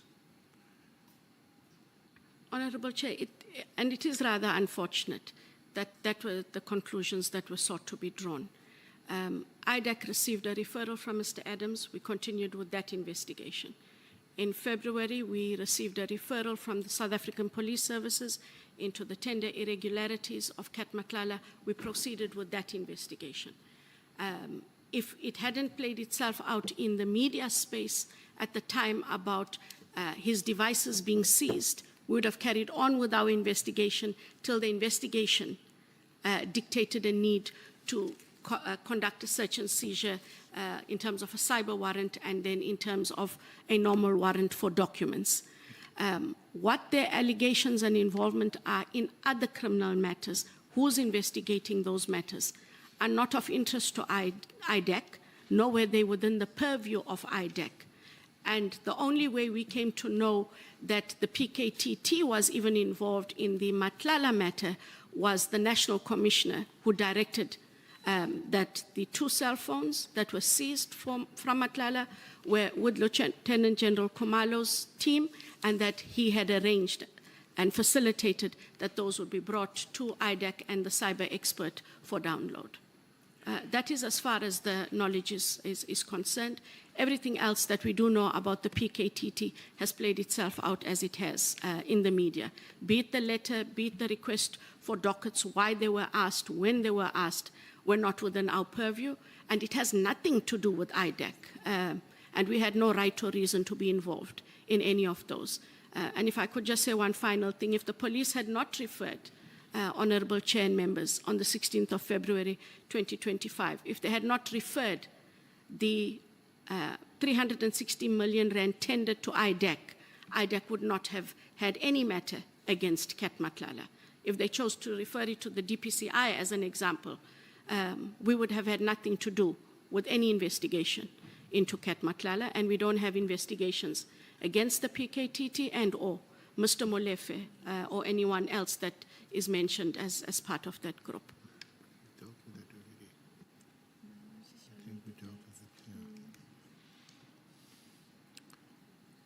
So are you still investigating the Cat Nhlanhla allegation about the tender?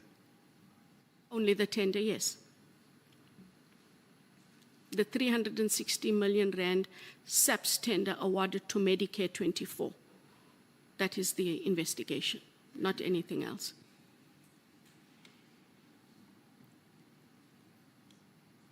Just to place it on the record, I'm just looking at the Minister Mkhwanazi's affidavit that he deposed to in these proceedings. He says at paragraph 79 on page 34 for the record that shortly after he assumed office, that would have been in July 2024, he received reports of abuse of power by the NK, he calls it the NKPKTT. These individuals had either been part of or were still part of the NPKTT. These are all events that he says informed his decision of the 31st of December. They have indicated their willingness to come and testify before the ad hoc committee should they be required. Although they are willing to assist, they have, however, raised issues of security, and that I leave to the ad hoc committee to decide. He then refers to a letter on the 3rd of August 2024 that he wrote to the Inspector General, then who is now suspended, of Intelligence, Mr. Imtiaz Fazal, requesting an investigation, and also in allegations made by Ms. Patricia Mashale. I don't know if you know her or heard of her. Ms. Patricia Mashale. I have heard of her in the media space because she does make herself known in that space, but not in any other context. Then in October and November, he refers to letters of complaint he received from Ms. Mary de Haas. Do you know her? I have heard of her as well through the media. And then on the 14th of October, he had a meeting with General Masemola and Khumalo, and they were briefing him on the investigation they were conducting into Lieutenant General Sabia and Lieutenant General Khan of Crime Intelligence. Do you know both of those two gentlemen? Yes, I do. More so Lieutenant General Sabia, because there was a time when he worked at the Scorpions, at the DSO, for a time in Gauteng, and I think then in the Free State. So I know who he is, yes. And I am aware of the allegations that are being made. Honorable James. Thank you so much, Chair. Just clarity from my side, because I see since this morning the narrative that we're trying to create here, I believe is incorrect. Earlier on, Advocate, you said that on the 16th of February, the gadgets were handed to you by members of PKTT. I just heard the SC again say now that the members of PKTT obviously were involved in the raid and the arrest on the 6th of December. Now, there's the PKTT unit and there's counterintelligence, and this is exactly what General Mkhwanazi was highlighted on the 6th of July, is the fact that the PKTT was incorrectly disbanded based on the fact that there were assumptions that this was the team going after these cartels. And again here, it is sort of, the narrative is that it was PKTT. It was the members that were redeployed from PKTT to the counterintelligence in Gauteng that was actually dealing with these investigations. The PKTT was a team that was purely dealing with cases in KZN. So the team that you are referring to is the counterintelligence and not PKTT. So I think we just need to get that right. Thank you so much. Thank you, Honorable Chair. I do take note, and thank you for the clarification. It is purely because we were not aware of who is investigating, and when we spoke to the National Commissioner said, I will arrange, it is with the PKTT. He didn't make the clarification, Honorable James, and so I'm grateful for the clarification. Let's see. May I continue? Yeah. And then on the 13th, I think We are going to break in the next 9 minutes. yeah, it should be in order. On the 13th of November, Mr. Kabinde wrote to IDEC requesting a Section 27 investigation that you've already dealt with. So these are amongst some of the reasons that I have repeated from Minister Mkhwanazi's affidavit that, amongst others, informed. Honorable Malem. No, I missed the arrangement. You were saying what's happening? We are breaking in the next 9 minutes. And I was going to open, it's done. Let's see. Yeah, he should be done. Because he said he needs an hour. We want to ask questions also. I get this is our committee. It's our committee. No, that one is beyond disputes. It's beyond dispute.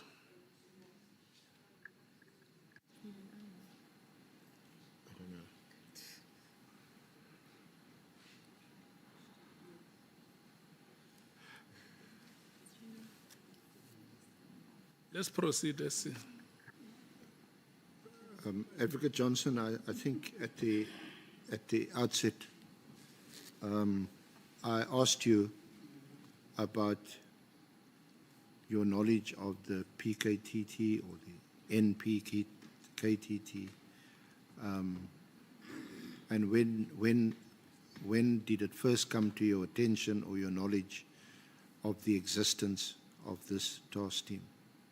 Can you perhaps just repeat your evidence in that regard?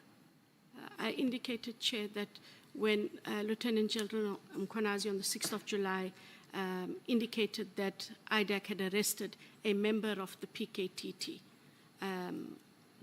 we didn't know what he was talking about because we had arrested at that time Lieutenant General Khumalo, the head of CI. And in the days and months that followed, it became clear that he was talking about Lieutenant General Khumalo as the coordinator of the PKTT, which he, for the first time, went into detail on at the Madlanga Commission. And then the PKTT, like I indicated, it's a name that is known, but what they did, who they reported to, what their actual work was not within my knowledge and purview.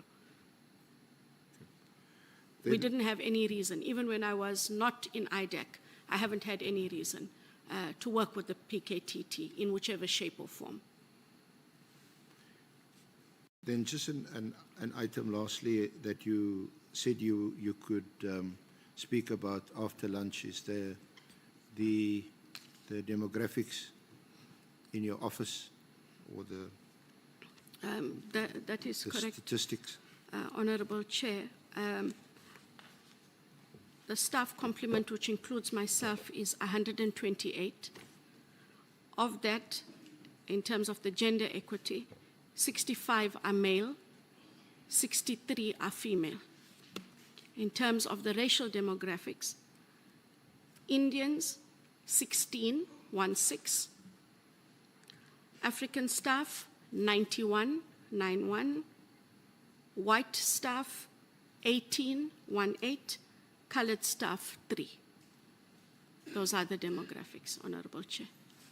And amongst your investigators, what's the figures? Color composition. Yes. The majority of the investigators, I have the numbers on my computer. I gave you the numbers as you asked for, the full description. I have the full breakdown. I think it might be best that we print that document and make it available to the committee. It gives a full breakdown of the entire office, the rank of every individual, as in how many state advocates, the colors, in terms of racial demographics, as well as the genders. That is available, and we can make it available in print form if the Secretariat allows us. Thank you. Thank you very much, Advocate Johnson. Honourable Chair, that concludes our leading of the evidence. Honorable Shongwe. Thank you, Chair. Just a point of clarity somewhere. Ngicela ukubuza, Advocate. On the arrest of General Khumalo, which referral were you referring to? Yaga suspended Minister Mkhunu or Yaga Adams? I-referral sasebenza kuyo, ama-referral wonke siphuma ku-Adams. I-referral zakhe zenza ama-case ayi-6. Uyayazi ukuthi le yaga Adams yange 6 January ngithi, and not November 2024. U-Adams wathinta abantu base-IDEC ngo-November 2024. But affidavit yange 6 January. I-Section 27 referral bayiqede ngo-November. Okay. Thank you. Are you done? Not even 1 minute. Okay, thank you so much. Honorable members, we're coming back at 4:15. And then 30 minutes allocated to a full member and 15 minutes to the alternate. And that is inclusive of responses. Thank you so much.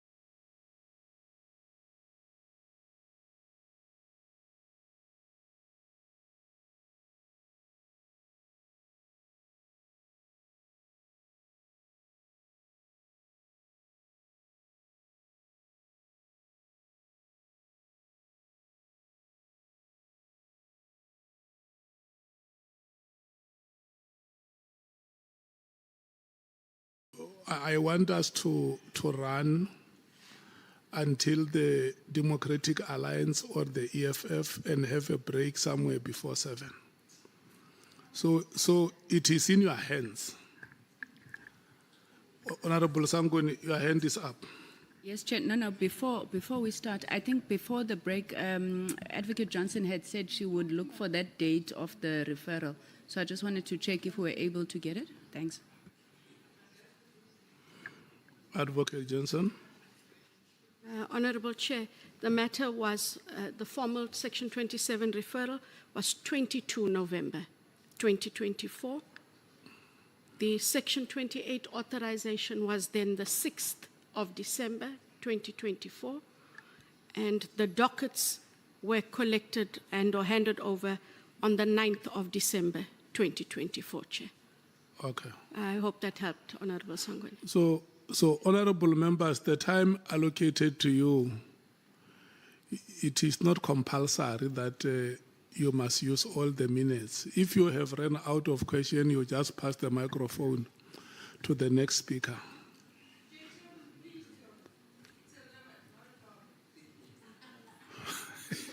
Thank you so much. Thank you very much, Chair.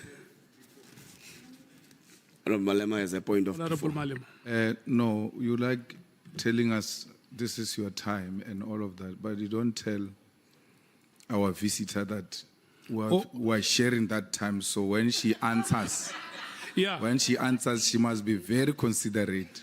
No, she can confirm. I consulted her during the break, and her and I have agreed that we need to run. Thank you. It's just a reminder, Advocate, to say the time allocated is shared between you and the person who would have asked the question. Noted. Thank you. Thank you very much, Chair. Good afternoon, Advocate Johnson. No. I see you organized yourself a watching brief there by Advocate Podlan and Advocate Maga. Not sure what they're watching, but they're present. Okay. Our main witness as the ad hoc committee alleges that the arrest of General Khumalo is as a result of a project to stop criminal investigations, particularly in Gauteng. And IDEC was used as an ammunition to actually effect that project. What is your view on that? As indicated, it is an unfortunate and untrue narrative. We were not aware of the matters they are doing. And if we were not referred the Nhlanhla matter, we would not have been involved in anything related to anyone they referred to. So in the affidavit by Mr. Adams, he says, how did he get hold of the intelligence information? In the referral, he indicates documents were put under his door. He does not say by who. He does not say what documents. He said documents were under his door. Is Advocate Johnson aware if the documentation was classified or not? Honorable Chair, when we were given the matter, he made a Section 27 affidavit. That is what he made. He didn't give us the documents that he referred to.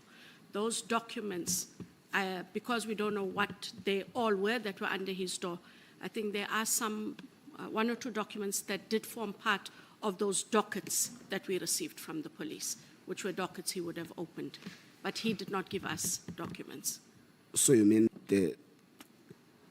the documents that Mr. Adams alleges to have received them from his doorstep, he did not bring them to you, he just brought the word of mouth? He brought a Section 27 referral affidavit, but they were found, some of them, in the dockets when we got the dockets from the police.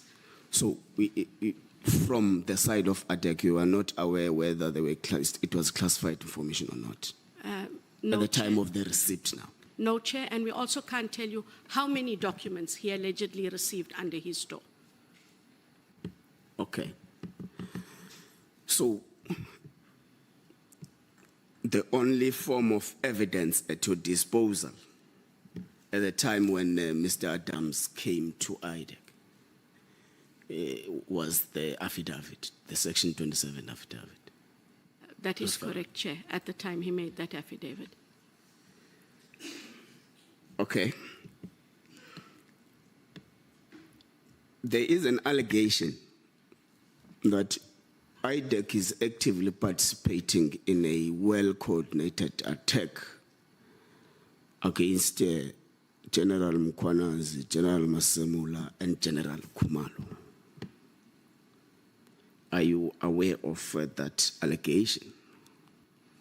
I have heard the allegation. There's no truth to the allegation.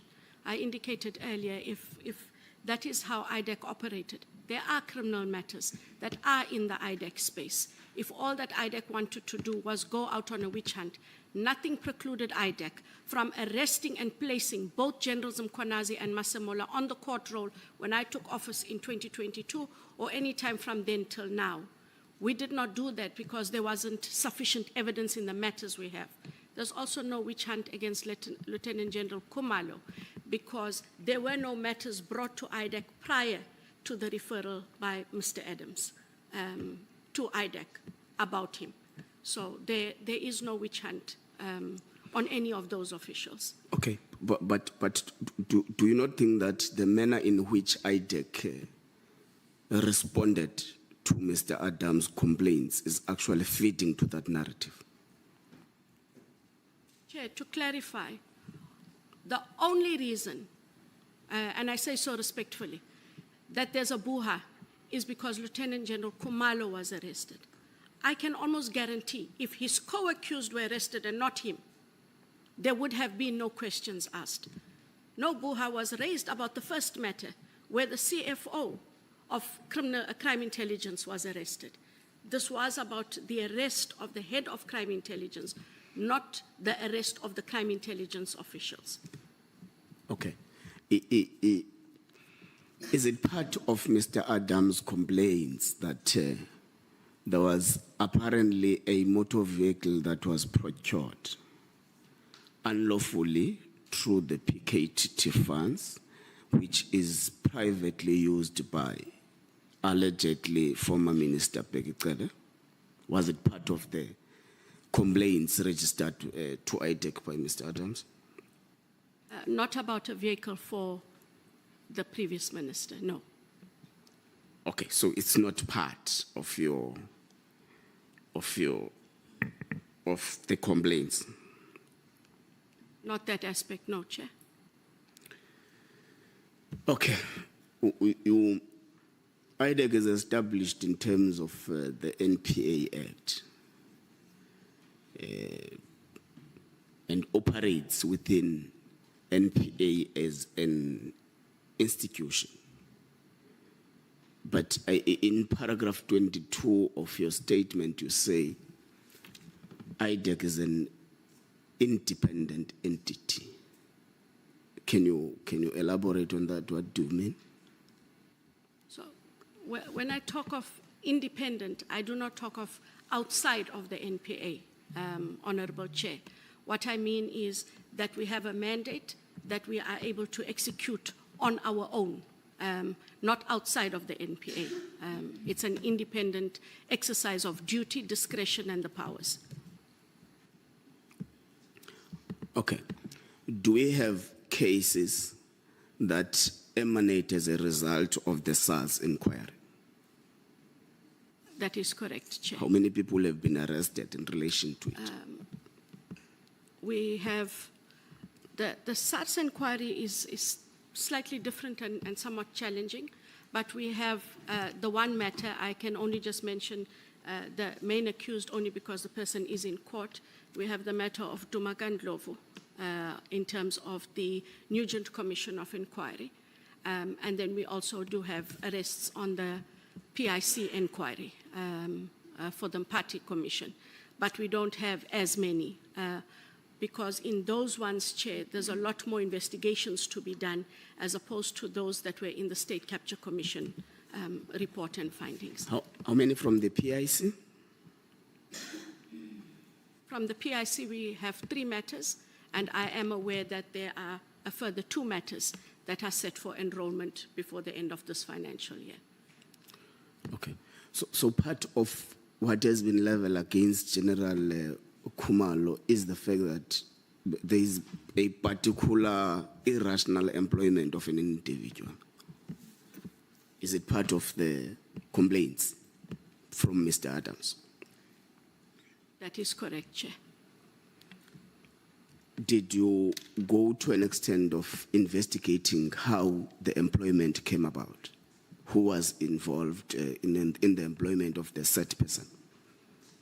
That is the matter that is currently before court. And so those aspects that I alluded to in AJ1 from paragraph 12, pages 7, 8, and 9, those were the allegations in terms of the irregular appointment that was referred to. There are other matters where he makes allegations, but in terms of the appointment, it is that matter. Okay.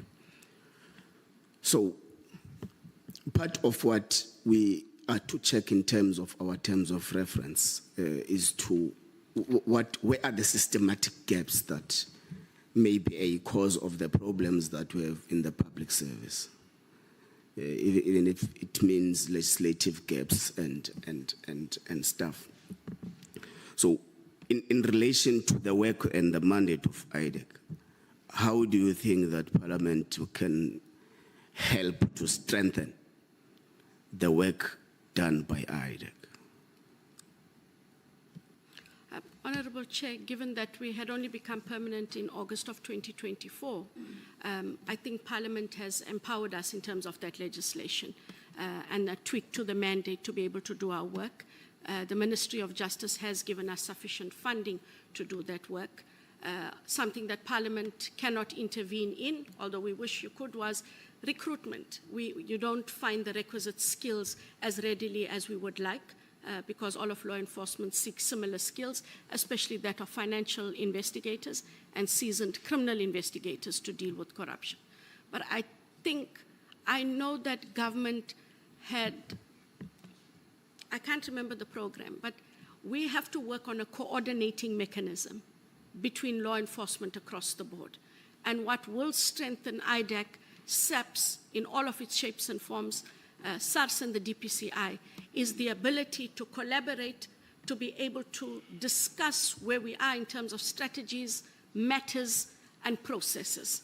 We currently work as we work. We do engage. But I do not think that we have made a concerted effort to coordinate our efforts so that as law enforcement, we are seen to be dealing with things in a structured manner and we're all moving in the same direction.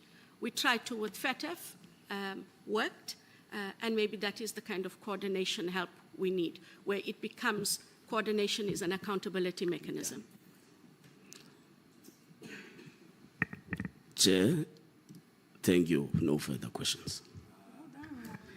Thank you so much, Honourable Sokanyile.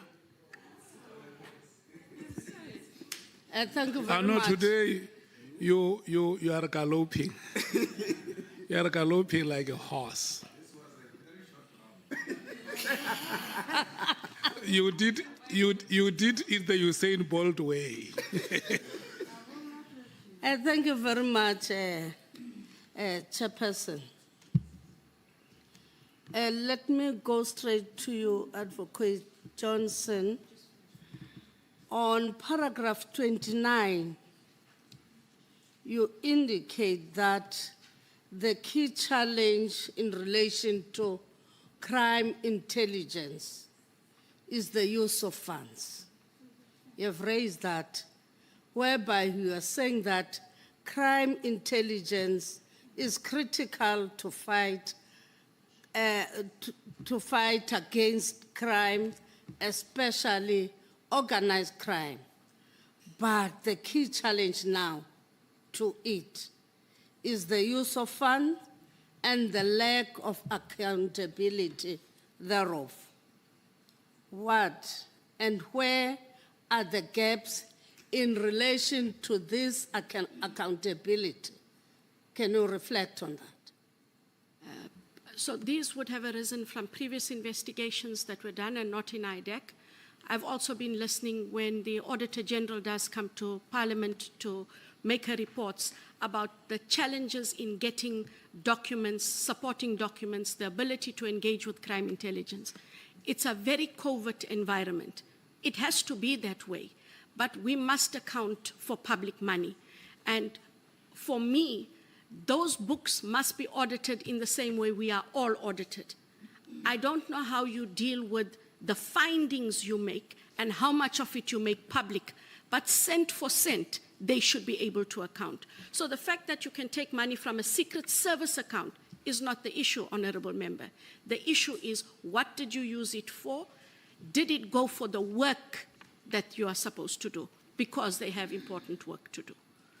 It's the checks and balances that perhaps the Office of the Auditor General must be able to come up with, in the same way that she's been able to guide municipalities, for example, to be able to do proper bookkeeping. And also, I'm not sure how the oversight role, or the role, sorry, Honorable Malema, the role of the Inspector General works, and whether or not access to accountability in terms of the Secret Service funds are part of that mandate. And maybe that is where Parliament needs to look. You have these two bodies. Are you doing what you are supposed to do in order to account? And let us not forget that they do report to the South African Police Services. What's CFO's role and duty? What is their risk audit role, duty, and function? And maybe it is just taking those and cementing them. Are there any regulatory gaps then? Sorry, Honourable Member, I didn't. Are there any regulatory gaps to that effect?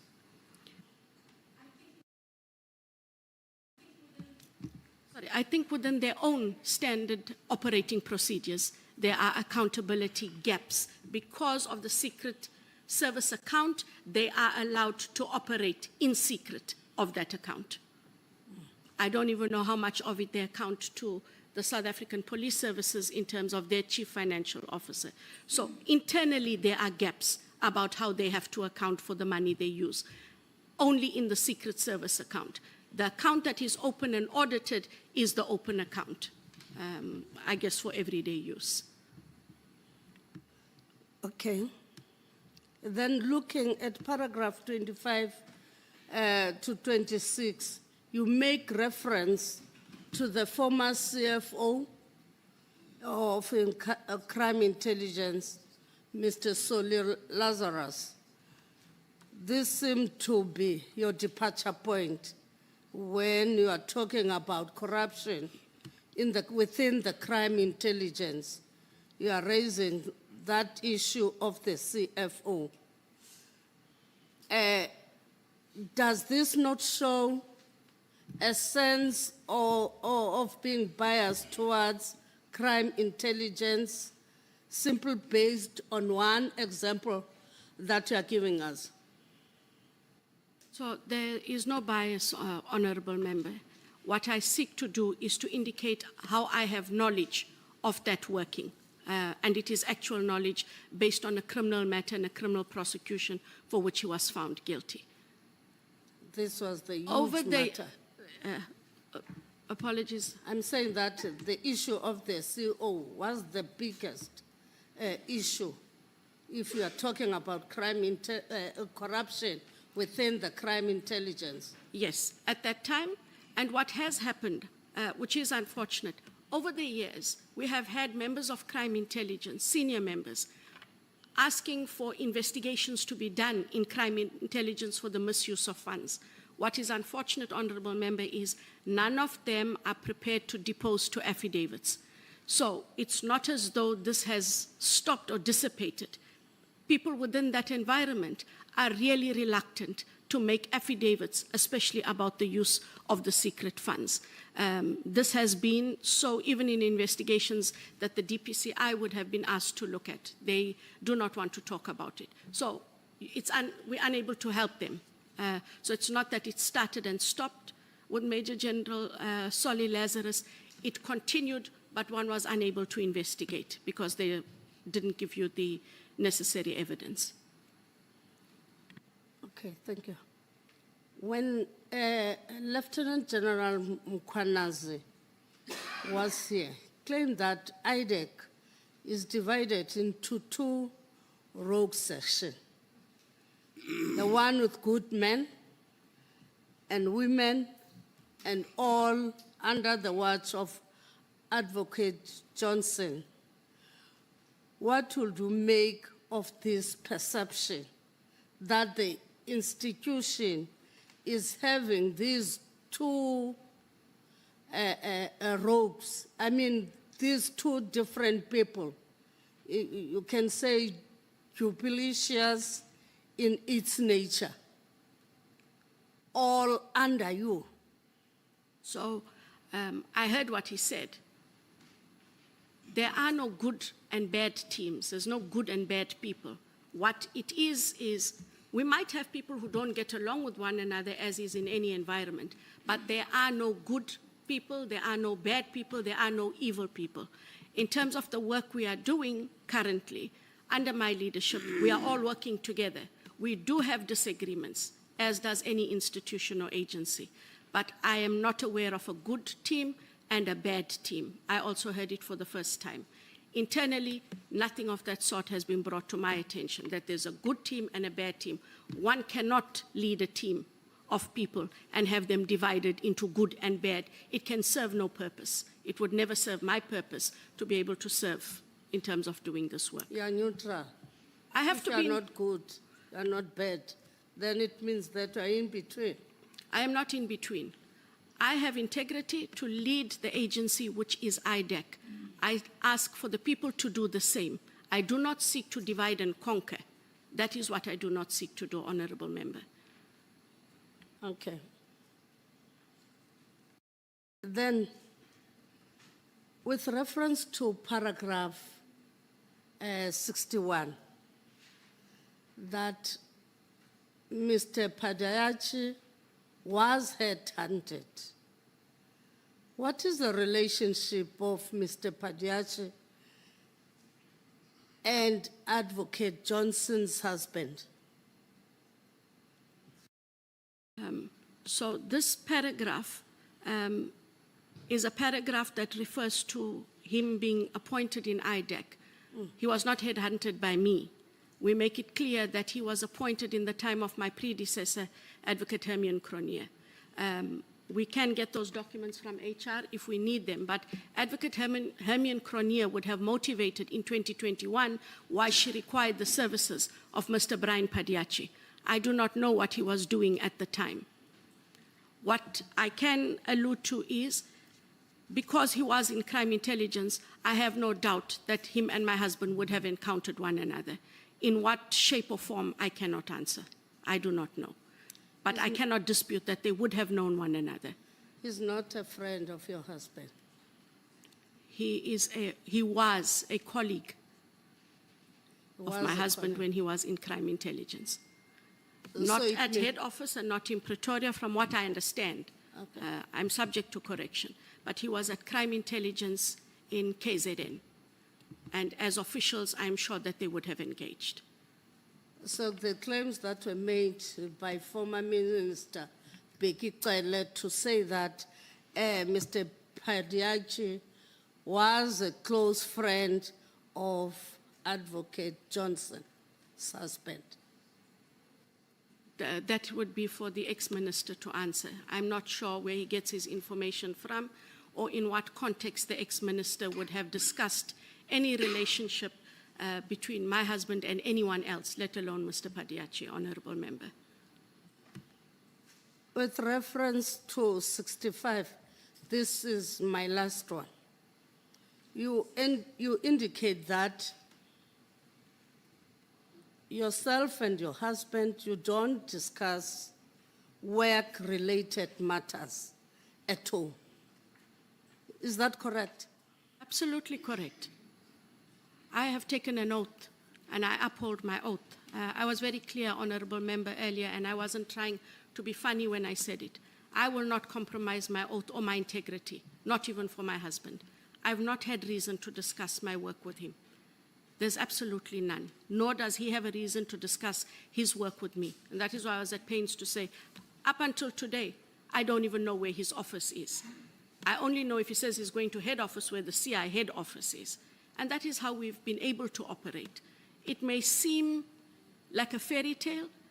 It is our truth. Absolutely that we do not discuss the work. Do you want to tell me that you can see there's chaos within the subs, all down? You cannot even say, hey, how is the situation or the work environment now that we heard what Mkhwanazi said? You don't even discuss that. We do not discuss. You didn't even discuss when Mkhwanazi was on TV. You didn't even discuss that one. When Mkhwanazi was on TV, we were watching the expose together. What I did remember saying is, I really cannot believe, for all the respect I have for the general, that this is what he is saying, as he casts aspersions on the ID and IDEC and or mentions my husband. That is as far as the conversation went, was the media expose, and exactly what was being said there. That is it. So it's not that we didn't discuss that aspect, because it was there in the media, and only what was discussed there. Okay. Today you are from this ad hoc committee. You mean you'll simply go to bed and not even ask how was your day at work today? No, that is different, Honorable Member. That's normal things. I have to ask him how was his day. He's going to ask me, how are you doing? I hope it went well. Well, I hope he's going to ask me that. And I hope he says to me, I hope you're comfortable with what you had to do, because he understands that I take this work seriously. So he will ask how I am. What went on in the ad hoc committee, he'll watch on the news. If he hears or sees something, I think the first question he's going to ask, how dare I say I would not compromise my oath and integrity for him? Is that how much I care about him as a husband? But that would just be a side issue. There really is no need. But the husband and wife things get spoken, me. That is what happens. So it's not that we don't talk. You have never discussed about crime intelligence issues. If it was me, I would say, hey, today I had this and that and that. These people of crime intelligence. And so what I said is what I said, because I can't change it. It is our truth. And I wish there were lots of things, Honorable Chair, that I could have discussed with him. I don't know if it would have made my life easier, and I would have had better answers for this committee on why I do what I do, but I've given you the honest answer that I have. Thank you. Okay, thank you. No, thank you so much. We are moving to Honorable Skosana and Honorable Shong without any waste of time. Honorable Malema, just a moment.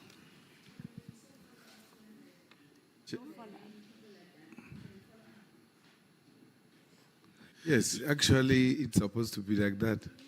Let me take the two of you. You are the only ones who have raised hands. I just want to, mine is very simple. So, I understand you advocate to be saying, me and my husband do not go into details of discussing our work-related matters. Because the things that happen on TV, on newspapers and all of that, it's not specific cases that you're dealing with, to a point where you are even scared to say there were storms which flooded headquarters of crime intelligence. That's not discussing work. That's discussing issues at a high level, not minute detail of what you guys are dealing with. Am I correct? You are correct. Those generalized discussions, they do happen. I will understand that as a married man myself. We never discuss detail of EFF with my wife, but we discuss EFF, not who's going to which position, who took which file, and all of that. We don't go to that extent, and that's what the understanding is. You are correct. We discuss generalized law enforcement issues, but not the specifics of crime intelligence. Thank you. And thank you for providing that clarity. Thanks. Honorable, Thank you, Chair. Honorable No, I just want to follow up on an issue. I know that Advocate Johnson mentioned it in passing, but it caught my eye. Advocate Johnson, were you saying that you are investigating General Masemula and General Mkhwanazi, or you investigated them and you found no evidence? Which is it? Are they under investigation, or you had investigated them and you've moved on to other matters? So, to be clear, Chair, there was an investigation in which both are implicated, a matter arising out of IPID. In terms of the allegations for that matter, there is insufficient evidence for me to move against the both of them. And I also did, when the stories came out about IDEC has warrants of arrest for General Masemula, I did something I wouldn't ordinarily do. I called him personally. I said to him, General, if you hear the story, it is not true. There are no warrants for your arrest. Happened 2 times thereafter as well. He is the National Police Commissioner. I afforded him that respect. So I do not have an investigation against them in the manner that was put to me, Chair. Are you done, Honorable